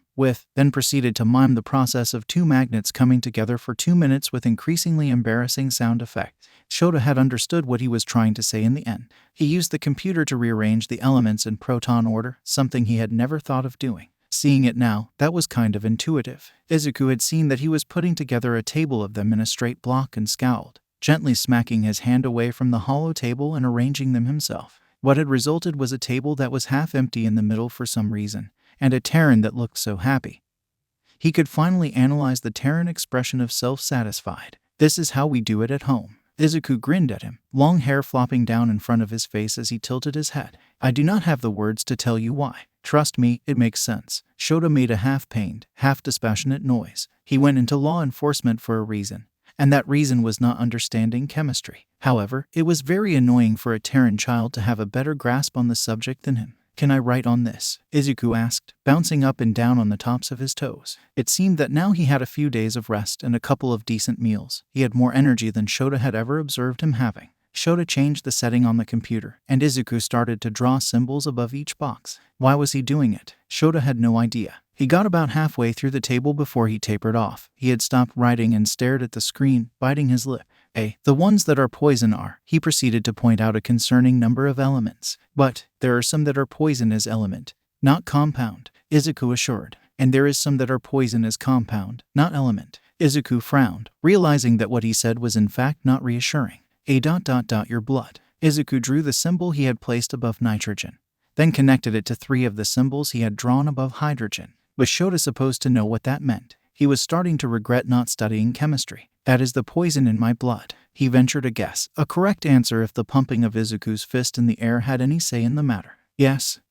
What is this in common? Isaku looked over to him, eyes wide with excitement. Shota had to stare him dead in the eye and tell him that he had no fucking idea. They had asked the computer, it was ammonia. Shota felt like he should have known that. It was literally in his blood. Why was the Terran able to taste a specific component of his blood, identify it, and then draw the specific chemical compound? The kid honestly scared him, and he feared the inevitability of him meeting Nezu even more. After a few more minutes of Isaku drawing different chemical compounds, then Shota looking what they were in common, they had identified around 9 chemicals that would absolutely kill him or slowly poison him to death, one of which took 10 years off of his life. The kid was unable to eat cyanide. He was pretty sure there was cyanide in multiple foods on the ship, not to mention it was used as an air freshener in almost every planet for its amazing smell. He could have poisoned him by feeding him lunch if they hadn't done this first. But Isaku couldn't remember any more, which made him even more nervous. There were so many things that could go wrong by simply eating the wrong plant.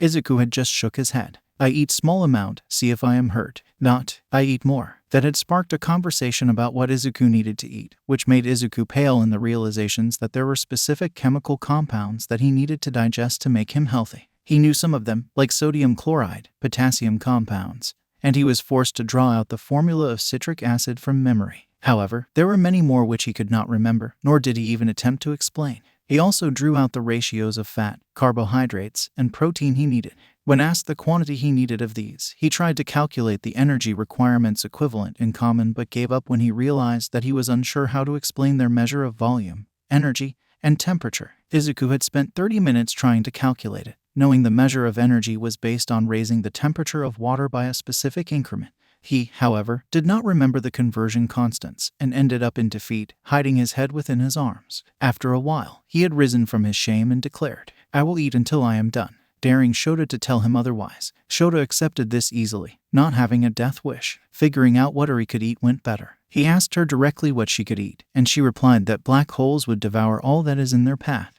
He accessed the information on the computer. They preferred plants, but they could eat nearly anything save large amounts of heavy metals. They liked to chew dirt to get minerals. Lovely. Shota wanted a nap. I've contacted Nezu. Shota sighed. Ziashi was hunched over the low table, spooning some sort of vicious brown food into his beak. The meal didn't look like plant material. But he wasn't going to be the one to point that out when Ziyashi's face scrunched at the taste. He looked up at those words, worry etched in his face. Shota, you can't just say that when I'm eating, you'll ruin my appetite. Ziyashi straightened, leaving the spoon balanced precariously inside the bowl. Shota looked at the bowl skeptically. I thought you could use the distraction. He drawled. Well, you've certainly distracted me. He chirped, then leaned back in his chair, expectant. What's the verdict? He's sending a retrieval team. Shota swallowed, then continued. Nem will be with them. They both wanted Nemetiameterol there, but neither of them wanted to confront the chewing out they would receive for getting themselves abducted.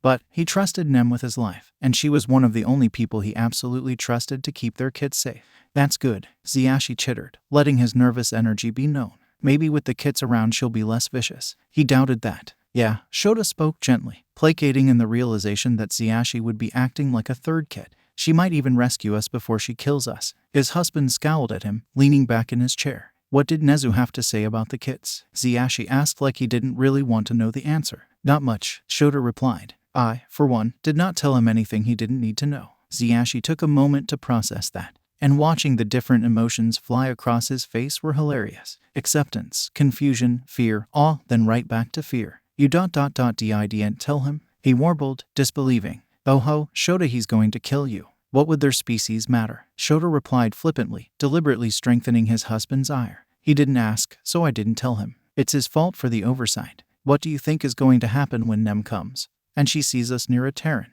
Hopefully for her continued health, nothing hostile. He enjoyed watching the suffering on his face. It was the little things in life. But, look, not knowing who exactly we're bringing gives us more time to plan a response to their introduction and gives Nezu less time to make plans. Shota leaned closer, and perhaps, if we're lucky, by the time he learns about who they are, he'll have already promised to return them home. Ziyashi rubbed his face, dramatic as always. You might as well just throw yourself out of the airlock now, to save yourself from Nezu ripping you to pieces. But to miss the expressions on their faces? I hate you. I want a divorce. Love you too, honey. Isaku was getting tired of space. At this point in his life, he had been in space for months. It was always cold, the food was weird, and probably would end up killing him. The people didn't like him there. He wanted to see his mom again, talk to his friends, and he wanted to hear Aizawa-sensei call him problem child. The worst thing, though, was the reliance. He knew nothing about space, about the people there. He didn't know how to orient himself to show that he wasn't a threat. He didn't know what foods were going to kill him. He didn't know the language well enough and had to rely on the others to teach him. He was always self-sufficient growing up. Being so reliant on others for his safety was terrifying. He had gotten used to one for all, being able to fight for himself. He couldn't punch his way home in this one. He couldn't be All Might ... but maybe he could be Isaku. Deku. No, he would have to be Deku. If he didn't end up getting himself killed in the process. Seriously, who put cyanide in cake? Or what he thought was cake. He didn't know for sure given eating it would kill him. Because of course it would. Isaku. He twirled around to face Shota. His neck protested the movement, stiff from sleeping in odd positions for so long. He was staring out of the observation deck, watching the stars. They no longer blurred by as they did earlier, and he could see entire star systems, galaxies, a sky painted with space dust. It was beautiful, something he would only see before out of an old picture from before the Dark Ages. He was searching for familiar stars, knowing he wouldn't find any. They were a long way from home. Hello, he replied. What else could he say? Oh hey man, what's up? Or perhaps, good afternoon, my fellow comrade. Did he even know what afternoon was in their language? Did aliens have noon? We need to talk. And wow, he really cut to the chase, didn't he? Isaku, for the record, disliked the words we need to talk, whether said in Japanese or in a standardized alien language. They sounded unreasonably ominous. They always began with a serious discussion and ended with Isaku in tears, pinned against a wall, or crying while pinned against a wall. And not in the sexy way. Still, he couldn't run from a conversation on a tiny spaceship, at least not without dying. For a moment he seriously considered it. Shota took a seat on the floor next to him, joining him in gazing out at the stars. He didn't know how to read the situation. Was this an I'm sorry to say it, but we're leaving you behind at the earliest convenience talk? Or was it a heart-to-heart about their impending mortality and the vastness of the universe? It was honestly a toss-up, and he could feel himself sweating despite the cold. What do you want to talk about? He finally asked, taking care to pronounce the words slowly. His mouth still moved clumsily around the foreign clicks. Shota didn't look at him when he responded, and he still wasn't sure what that meant. We have asked for help from A. Isaku tilted his head, not understanding. A last word. He asked, brows furrowed. Shota huffed and explained. Come A, friend. We trust him, but not well. The alien's several nostrils flared in sync. He is. I do not want him to use you. Izuku's eyes narrowed. They asked someone to help them, someone they didn't actually trust. You do not know the word. Why are you scared? Shota made a noise of complaint at the phrasing but didn't exactly disagree. I am, that you will be taken and not given back. Shota took the effort to look Izuku straight in the eyes, his dark glare peering into him. He looks for power. A Terran that is power. He will look. Izuku's mouth felt dry. When was the last time he had water? It must have only been around an hour before. Was he dehydrated? Will he help? Izuku was not a fan of power-hungry people. He had been subjected to them far too often. Even he searched for more power. But what people do with that power, that was what scared him. He just hoped that the person they asked for help was a Nezu instead of an all-for-one. But he had to trust them with that. He will help us get away. He will help take the captain down. Shota affirmed, but he heard what he didn't say. He always did. And in return, he shot a dangerous look at him. Knowing that the high pitch of his response would be taken as anger, rightly so, Shota averted his eyes. It didn't feel right to be angry though, it never did. He took a breath. You are the first Terran in space, he replied, nonplussed. Still, he didn't meet his eyes again. What do you think he will want with you? Izuku immediately had flashbacks to the hundreds of space movies he had binged. Kami, was he going to get probed? No, just no. I am not a thing to keep. He slurred his words, the words feeling thick in his mouth. The anger he was pushing down reared back. I just want to go home. No, that wasn't anger, was it? The feeling was wrong. It was more brittle than anger, sadder. I don't think he will keep you. His voice broke through the heavy silence that had sat upon them, suffocating. But I only you to be. Last word. Kami, he was so tired of not knowing how to speak. It felt like having conversations though emojis, but not knowing what the faces meant. He was way too close to crying. Be careful. Don't look. That word again. He still didn't know what it meant. Don't use your power. Don't attack people. Don't look scary. Oh, simple. Simple given apparently existing was terrifying for everyone. What did Shota think? He was going to attack someone unprovoked. He might have been slightly unsocialized, maybe slightly crazy given the amount of hallucinations he had, but he wasn't feral. He thought back to the past week. There was a lot of growling, violence, and hostility there. It wasn't directed at them, but they were up close and personal to exactly how terrifying he supposedly was. He couldn't really find it in himself to be offended that they were trying to help him. He rubbed his eyes with the heel of his palms, not letting the moisture seep through. He could have a good, long, cathartic cry when he finally got home. He didn't need to let his guard down now that things had seemed to get better. I will try, he said finally. They had been sitting in silence for a few moments, but these conversations always lasted forever. Izuku trying to figure out what the hell the alien was saying, trying to come up with a response with his limited vocabulary, then Shota trying to understand his terrible accent. It was a slow, vicious cycle. However, Izuku could tell it was getting better. He was remembering a lot more words. This conversation may have taken 3 hours a couple of days ago, and now it took minutes. That was nothing to scoff at. It was getting better, he had to remember. He just hoped it would stay that way. My friend Nemetiamitterall will be coming to get us, Shota warned. Izuku was too tired to parse out the name, Nem. She will be here in a cycle. Oh, that was soon. They were about to be rescued before they ran out of fuel. It was great, fantastic. However, the thought of meeting a single other person made his stomach turn to knots. Hopefully he wouldn't throw up what little food he was able to get down. Maybe she won't scream when she sees him. Maybe he won't be shoved right back into another cage. Maybe he's lying to himself. Kami, he won't be able to look at a dog kennel without barfing, will he? No more cages. Yes? He asked, not knowing exactly why. He kind of didn't want to know the answer. Shota started, snout whipping towards him in surprise. No, Shota looked him in the eye. He only did that when he was being firm. Izuku knew he only did it to comfort him. No more cages, Kit. Izuku felt such immense relief that the reply had been so vehement. He didn't think that Shota would let him get caged again. But honestly, he had to make sure. He didn't know what these people did with others. He didn't know anything. And oh, did that terrify him to no end. Izuku knew that so many phobias came about from the lack of understanding. Racial prejudice to spiders. It was instinctual for humans to fear the unknown. He had slept with an all-night nightlight until he was 13. And it wasn't because it was a limited edition piece. No, he couldn't see in the dark. And he was terrified of not seeing danger. He wasn't scared of Kaken, with bright explosive fury. He couldn't, because he could understand Kaken. He was scared of the things he couldn't see, couldn't understand. Being dropped in the middle of a foreign culture as a piece of someone else's property. It wouldn't be nearly as terrifying if he could understand what the heck people were saying about him. So, no more cages. That piece of information made him feel surprisingly better. Can we talk more? Izuku asked, tentative. He was only going to get better with practice. And the more he talked, the more he would understand. I have to switch out with Zyashi soon, he replied. Izuku couldn't tell from his tone whether that meant he didn't want to talk. But yeah, we can talk. Izuku nodded, sniffling quietly, until then not realizing that him being on the verge of tears had left him congested. Shota shot him a strange look, but didn't comment. Did aliens sniffle? What is Terra like? Shota asked, probably trying to start a new line of conversation that did provoke his emotional instability. What was Earth like? It was home, was his first thought. The sky is blue, he said instead. But when the sun goes down, there are many colors, yellow, orange, and red. Sometimes purple. It sounds beautiful. Our plants are green, he continued, remembering vividly the green of the mountains he had visited as a kid. Tall plants grow so high. Trees? Yes. He supposed even aliens had trees, or what the equivalent was. I love the trees. I would try to go up them, don't know the word. Climb? Yes, I would try to climb them. But then I would get too tall, and my mom would get scared of lifting. No, falling. She would get scared that I would falling. Izuku scrunched his nose.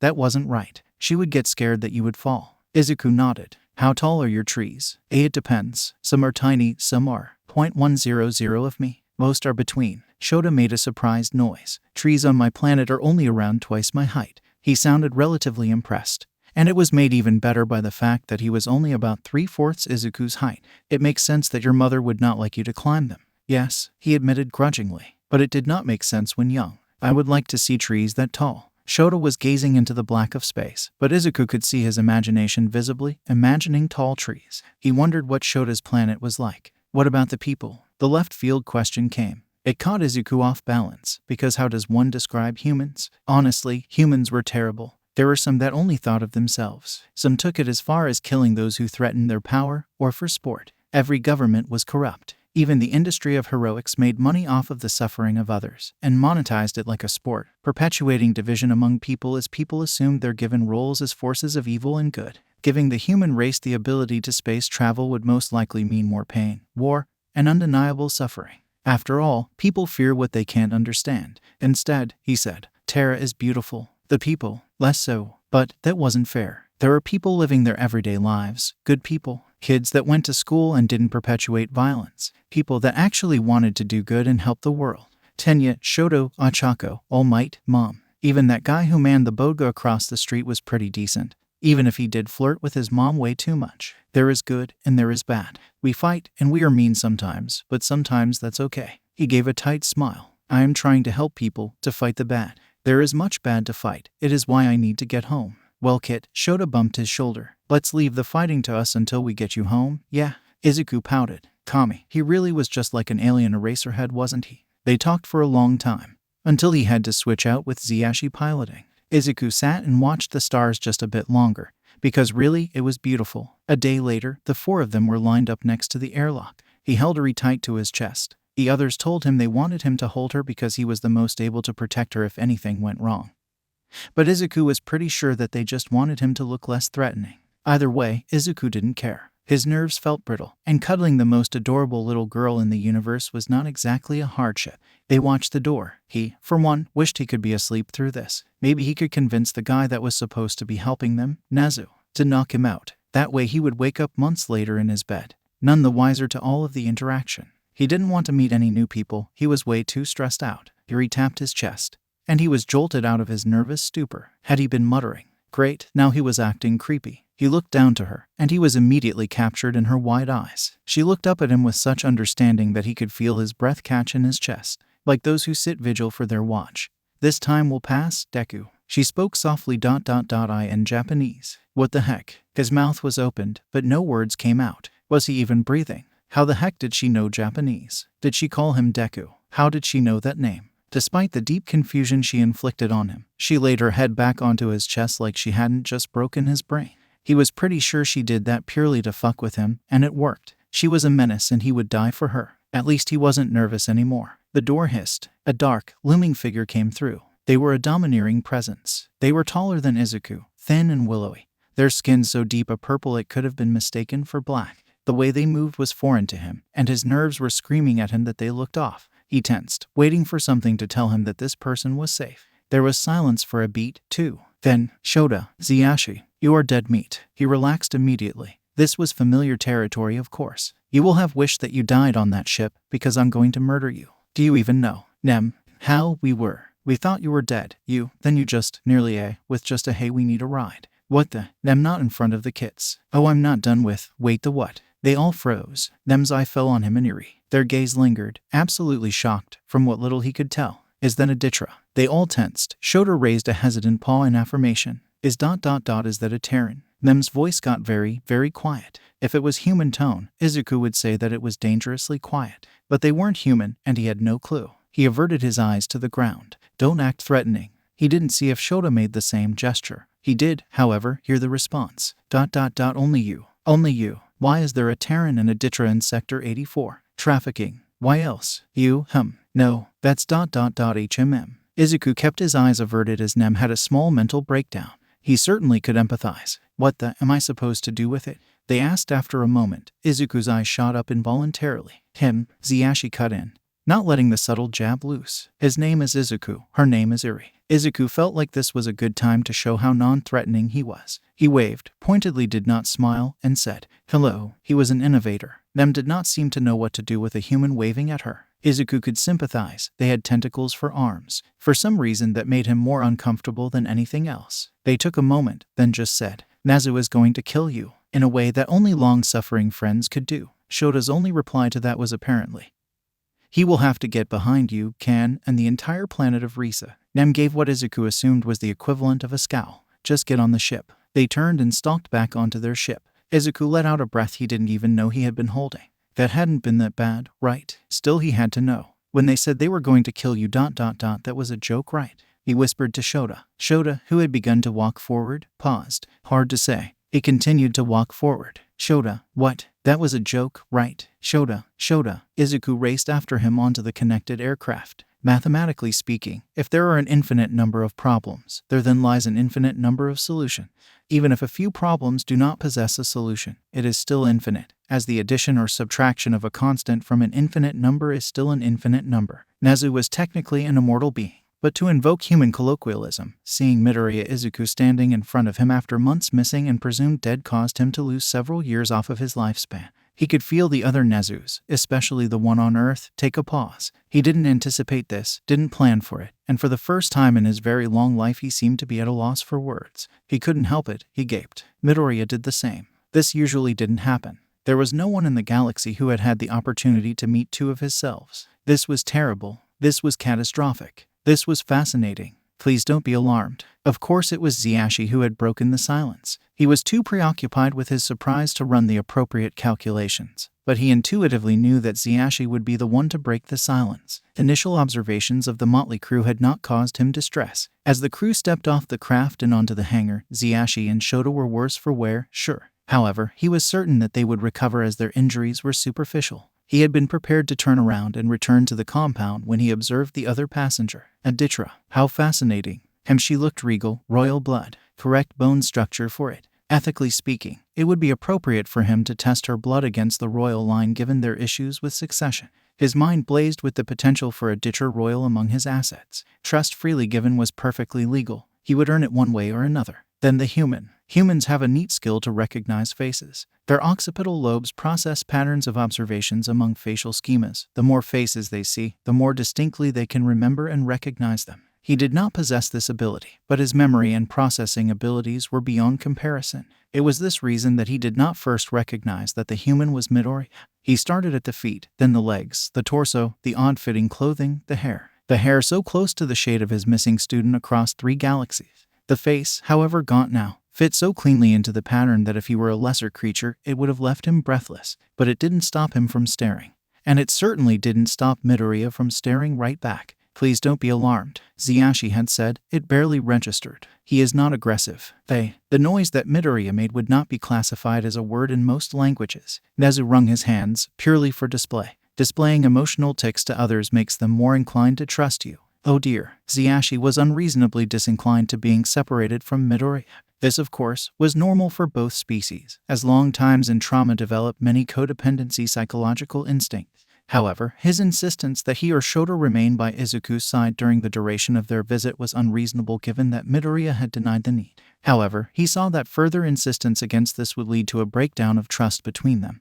And currently they had legal rights over Midoriya as rescuer's privilege, and they could remove Midoriya from his care. He wanted to avoid this at all costs, before the opportunity to return the human home was lost. Perhaps then the publicity swing at UA would be resolved. Those vultures. He felt the nudge of his other mind as they walked through the corridors to his office, the nudge of conscience like a hand grasping at chin and through. The most effective way to accomplish this was to disclose the information to Midoriya, and then swear him to secrecy. However, he had to do this while not disclosing the information to those who wished to follow their every moment together. Puzzling, Xiashi had taken the ditcher to rest, which meant that Shota and Midoriya were alone to walk to the office. Acceptable. Shota was a much more reasonable creature. However, he is more territorial. How to have a private conversation in a crowded room? Well, that would certainly work. He slid his eyes over to Midoriya and spoke in quite Japanese, almost like the muttering Midoriya seemed to favor. Does he know Japanese? Midoriya nearly jolted in surprise but managed to hide his reaction well. In response, he gave a small shake of his head, almost like he was trying to brush the hair out of eyes. He was perfect. He must be returned to his world post-haste. He opened the door to his office quickly and pushed the two inside, excitement getting the better of him once more. He motioned them to the chairs and only sat on his high-risen chair once they had complied. Greetings, he said in common, raising his left paw. We welcome your return, Shota. It is wonderful to see you in good health. I understand you must be exhausted from your experience, but I implore you to give a small statement to summarize your findings now. Shota nodded while raising his hand in confirmation. An interesting response, no doubt having gotten used to human mannerisms. We were taken by a man named Chisaki aboard the ship Overhaul, an unidentified species, but I have a strong description that NEM is running through the database. Most of the crew was composed of CH-tains and unidentified insectoids. Possible charges to human trafficking, capture of Ditra, murder, and spice smuggling. Shota turned his head to look at Midoriya before finishing. The Terran and the Ditra were rescued as well upon escape. We were housed with him for several cycles. Nezu braced his hands in front of him, near ecstatic. He got to dismantle a smuggling ring, and he would get help from the commission because there was a Ditra involved. That spoke to unlimited resources and manpower. That was reason enough alone to vibrate with glee. Another was an alternate's issues being resolved in one fell swoop. I see, of course, with a Ditra involved. Shota's eyes tightened. How peculiar. The commission will be inclined to give aid. I take it you would prefer to lead a team to this endeavor. Shota's body undulated in a telling way, something that said his whole being was conflicting. No, his eyes downcasted. As much as I would like to tear them to shreds with my maw, I must return Isaku to his system. Any delay in this would be unacceptable. No, Midoriya finally spoke up, surprisingly in common. Do not do it for me. Do what you need. Wonderful pronunciation. Nezu wondered how long it took him to learn. He really needed to be returned to his home system if that was the level of studiousness he presented. I'm not leaving you here to bash heads. Shota's voice was dangerously even. Someone else can lead it just as well. But you want to. Nezu's eyes went wide. Midoriya even learned stress emphasis. Wonderful. I don't trust anyone else with your care. Shota shot back. It is my care. I will be fine. However, I don't trust anyone else to bash heads. Izuku forgot himself and let a sly grin for emphasis, the show of teeth obviously not having an effect on Shota. Fascinating. A no is a no. My final answer. Shota stared Midoriya down, obviously used to these arguments. Human parental behaviors, how unexpected. He would have to reevaluate his plans. Perhaps it would be better to have Midoriya travel with Shota after all. That way he didn't necessarily have to reveal himself to Midoriya if he did desire. He calculated that he would follow along with a success rate of 96% with the inclusion of the parental instinct. Fantastic. Nezu raised his left arm once more in affirmation. I will give you a vessel to travel to Terra with Isaku. Further debriefing on how this can be accomplished may come tomorrow. Shota raised a hand curtly then stood from the chair. Midoriya hesitated. The human looked up to Nezu and made direct eye contact. Shota, he paused. I want to talk to Nezu for a moment. Shota didn't move, eyeing Midoriya hesitantly. Alone, please. Why? Shota genuinely sounded confused, which was almost amusing. I have questions he could answer. They will be bad. No, embarrassing for you to hear. Midoriya's throat bobbed. Can I have a moment? Shota hesitated, dark eyes darting back and forth between them before raising a paw in affirmation. He maneuvered around the other chair and left the office with a profound thud. You are my Nezu, Midoriya said in Japanese. It wasn't a question. In a way. And in a way he wasn't. My best theory was an albino stoat. Alien was a little too far outfield for me. It is for most. Amusement was clear in his voice. How is home? Midoriya wasn't looking at him anymore. He was looking at his scarred hands. I attended your funeral. He paused, considering. I'm afraid that you've been made a martyr in your assumed death. and I'm not sure whether much of the student body has recovered from your disappearance. Despite your assumed death, your friends and family still continue their search. It was peculiar. Midoriya's eyes were dry. How concerning. What will you tell them? His voice was even, suppressing emotion. A recently learned skill. I will tell them that I found a lead, that I believe that you are alive and kept by human traffickers overseas. Nezu leaned forward. It will take 1 month to transport you back home at top speed. We can implant you inside a known trafficking ring in Mexico, then have heroes rescue you if you want further discretion. Midoriya closed his eyes, then opened them, but he was no longer looking at his hands. He stared straight ahead, dead eye contact. I would prefer to not be placed inside another trafficking ring, thank you. His voice was remarkably even. Nezu was impressed. Noted, I have concerns. Midoriya leaned forward and rested shaky hands on the metal table. Earth is known for its ruthlessness to alien life. Experimentation. Midoriya eyed his scarlet cheek. Danger, aggressiveness. We are feared universally throughout the galaxy. Perhaps several galaxies over. An oversimplification, but essentially correct. Then I have 2 questions. 1. How did the traffickers get through Earth's defenses if we are so dangerous? Which leads me to 2. Who in Earth's government is part of an intergalactic trafficking ring that authorized my capture? Well, Midoriya wasn't finished. They knew just enough about my physiology in order to not kill me. That information came from somewhere, and dead men tell no tales. They didn't even know what I ate on the overhaul. I was kept in an isolated location by the League of Villains until Dabai left for a long time, perfect for an escape.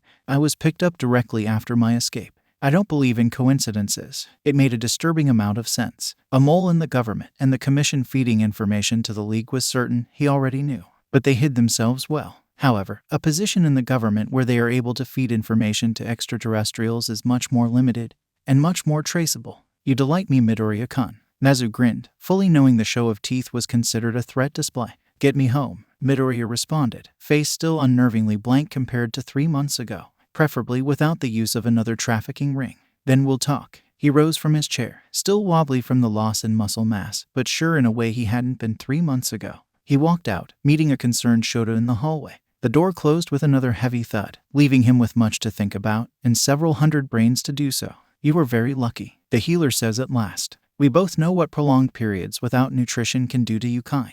We praise our saviors that you did not develop a bone generation disorder in absence of oxalic acid.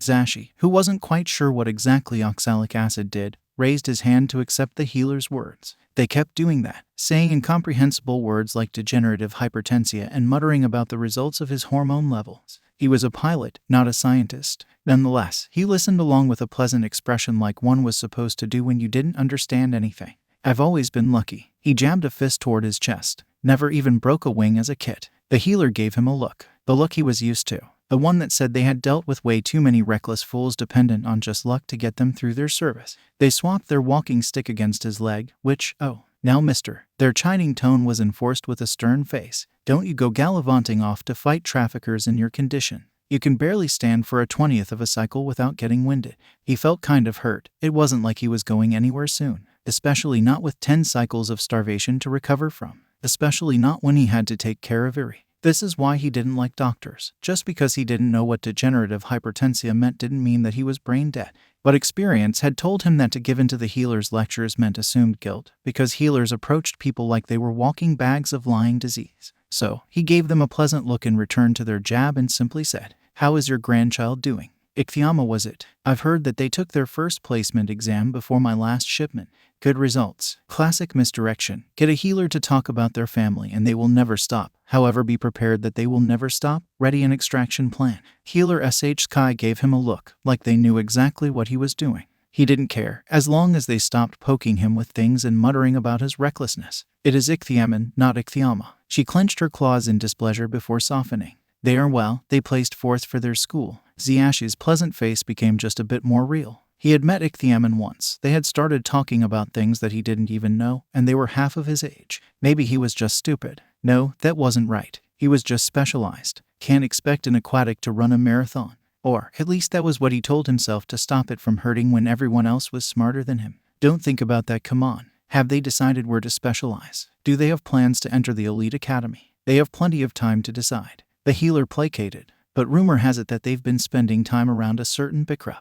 You know what that means. Zashi did not know what they meant. Still, he raised his hand. Rule 1, always pretend to know what is happening. Of course, he tilted his head. So you think, that they'll end up a breeder before they get through school. The healer huffed out a breath that was distinctly green-colored. He tried not to breathe it in. They are so smart, but if they don't start hanging around the right crowd, they'll never get anywhere. Hijacking made several conciliatory noises. I know what you mean. He responded as if he had already had 5 offspring and not just savior's rights over a traumatized Dietary for less than a week. Honestly, adolescents these days. The healer was no doubt prepared to continue on their rant, but biomonitors sounded in another room, to which they quickly rushed to resolve. Hijacking quietly slipped out through the opposite doorway. Mission escape from the medbay. Successful. Now all he needed was his daily cuddles with his adorable new daughter and a large nap, only one of which was actually likely to occur. Hint, it wasn't the nap. He slumped upon entering their shared quarters, nearly exhausted from such a short walk. It was disheartening, but there wasn't anything he could really do to fix it.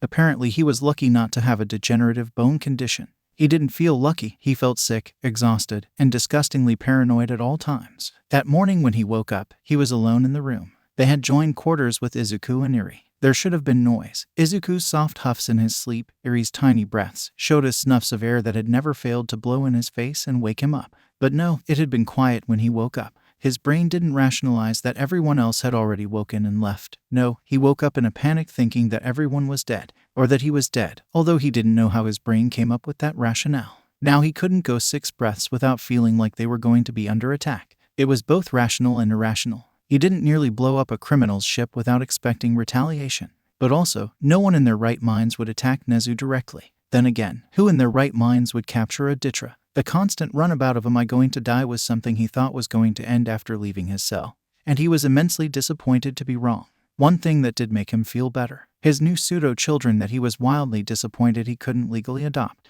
As he pressed to enter their quarters, he was bombarded with the visual of Iri sitting on Izuku's shoulders while he attempted something called squats. Something which he wasn't sure translated well into common. Maybe exercise crouches. Whatever, not important. Isaku was panting with exertion, fatigued muscles straining. The skin on his face flushed red and blotchy. Was then healthy. Iri made excited little squeaks as he rose to his full height, and she jolted upwards. Isaku had his teeth bared, but at this point Hijacking couldn't tell whether it was an amusement or discomfort. Hijacking didn't have a good metric on which to measure Terran health, but the stark difference in Izuku's abilities from just a couple of days ago was astounding. As soon as they had gotten back on the ship, Isaku began to eat much more than the rest of them, around 5 standard meals in a cycle. They had nearly run out of the things that he could eat safely before they were rescued by Nem. The fact that he had gotten a fraction of what he had been eating for the past 80 cycles had been terrifying to fathom.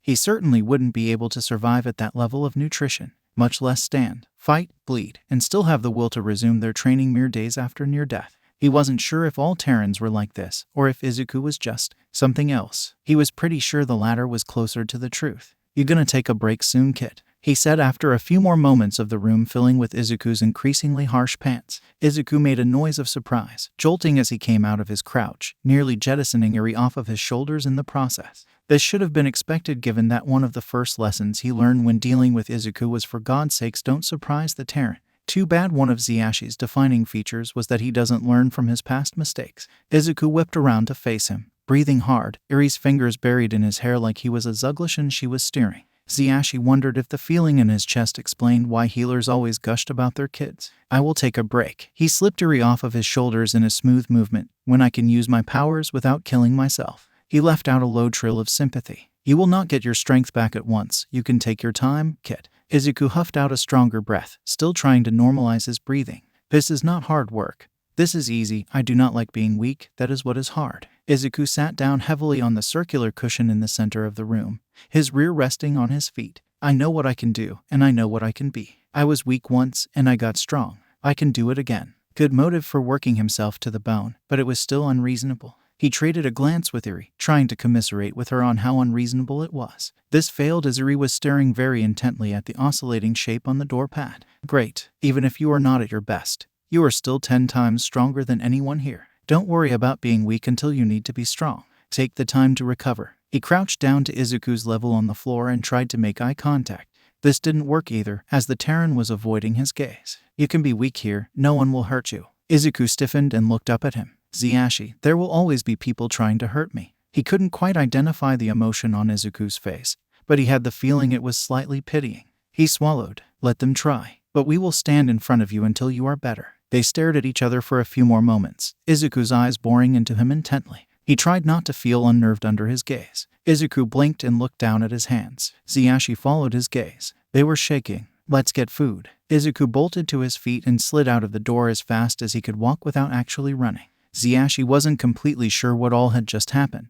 Eri was still staring at the symbol moving continuously on the door, completely entranced. At least he had her. He walked over to stand beside her, placing a hand on her shoulder. He watched the symbol move around for a few moments. You really like that, don't you, Kit? Eri's eyes didn't leave the screen. I'm waiting for it to hit the corner. What happens when it hits the corner? Hijacking tilted his head to look more intently at the screen. I imagine I'll know when it hits the corner. Hijacking stared at the screen. Would it hit the corner? HMPH. He and Shota found Izuku later on staring out the port window. Izuku shifted unusually in his new shirt, not used to the fashion and its strange restrictions on his alien form. But it was all that they had to give him. He grasped the edge of the window with whitened fingers, bloodless from a tight grip. Hijacking wished to know more than anything what was going through his mind, and how in Seven Suns he was supposed to help him. He looked on silently as Izuku noticed them at the end of the corridor and forced his hands to relax on the frame, breaking his gaze from the stars and looking back to them expectantly. Hey Kit, Hijacking swallowed, taking a moment to consider what he actually wanted to say.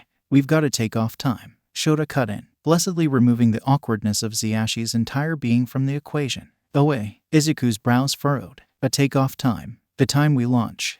Launch? Izuku asked, shoulders bunching up to his ears. To take you home. Izuku definitely understood that. His eyes got wide, very wide. His lips opened in a small circle, letting a small gasp-like noise loose. He pushed away from the window and approached them at the end of the hallway, previous angst completely forgotten. I am going home, he asked, high and small voice. Hijacking closed the distance and gripped his arm, a solid presence. He raised his other hand in agreement, also nodding along in the Terran gesture. Izuku shut his eyes tight and pulled his chin to his chest, seeming distinctly more wobbly than usual. When? Izuku's voice cracked. When do we leave? 6 cycles. Shota paused. Hijacking will be staying here with Eri. We will be leaving with a small crew to return you and investigate the circumstance of your abduction on Earth. This, and only this mission, is sanctioned by the Commission. Once we finish, we will never be able to return. Do you understand? Izuku closed his eyes and swallowed. We will go to Earth, find who took me, and you leave. Izuku opened his eyes. Forever, Shota echoed somber. They let that sit with Izuku, who seemed to be rolling it around in his head like it was a particularly difficult nut to chew. Finally, he seemed to make a decision, and made eye contact with them once again. You will give me information on this language, and a way to know if you are okay. He finally said, no, demanded. I will get you a learning tablet. Shota responded, amused. And, I suppose no one will have to know if I give you a sub-frequency radio to make intersectorial calls. I can drop a line if I'm ever near your sector. Izuku had the look of a man who only understood half of the words, but he nodded nonetheless. It will take nearly 40 cycles at hyperdrive to get to Terra. We will have time, Shota continued. But we will get you home. I know, Izuku responded after a moment of contemplation. And well, no other person but Shota had put that much trust in him.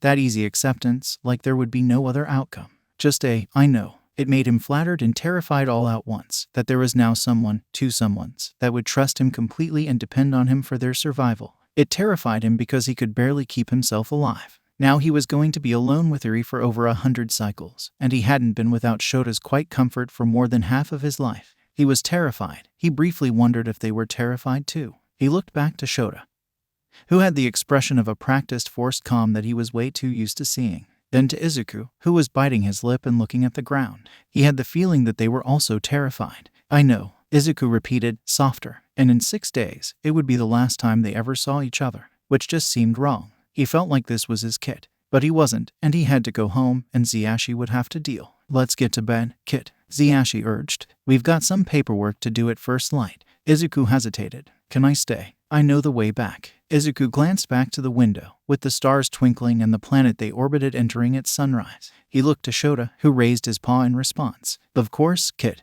Just keep out of trouble and don't stay out too long. Okay. Izuku nodded quickly, turning back to the window as soon as they left the corridor. Shota bumped him as they approached their quarters, a silent comfort. He relished in it, because he knew that before long, he wouldn't have it for a very long time.